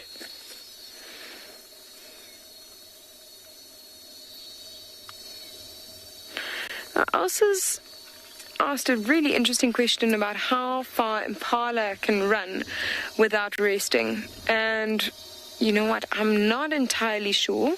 I'm not sure if that's ever been documented, because whenever we see impala running, they don't tend to run a far distance, actually. They will run a short distance away, just far enough to give themselves a bit of space between themselves and the predator, and then they actually turn around and alarm back at the predator, so they don't keep running. You know, they'll run as far as they need to sort of get away from a predator, which is probably only a couple of 100 meters, and then again stop, turn, alarm. And even when they want to get out of an area, they don't tend to run, they actually walk fairly quickly. So I don't think they actually tend to run too much. What's amazing is you can hear all these sounds going around me, and that's actually cicadas, and they make that sound by actually rubbing their back legs together. So it's quite an interesting sound that you often hear around the bush at this time of the evening. I'm just going to drive forward and we're going to get another view of those impala up ahead. But great question, Elsa.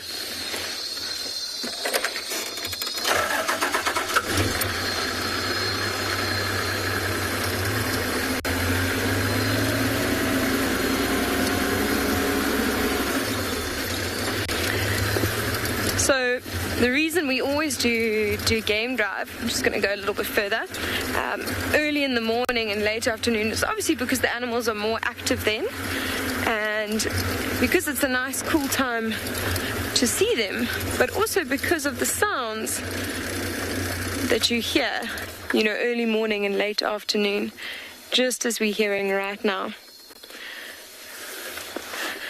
So we've got two young Ngala right in front of us. You can see the one very small one that's just leaned down and was busy feeding. And then there's a brown one that's in front of it. And you can see that its horns are starting to grow as well. And if you compare that horn size to those impala that we saw just now, you know, it's a fairly similar horn size. So probably also around a year. And also we can see it's starting to turn brown when they're young, very young. They're the same sort of red-brown color that young one is. So they will start changing that coat color when they're about 10 to 14 months. So we can quite happily say that one over there is about a year old. We're going to sit and take in this beautiful scene all around us.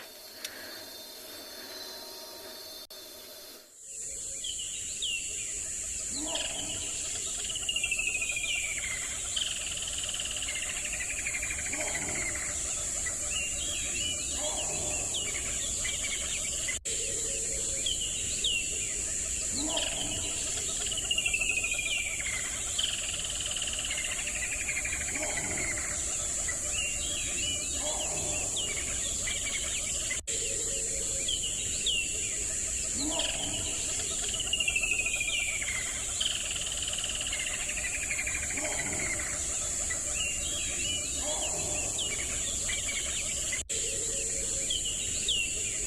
Whoa.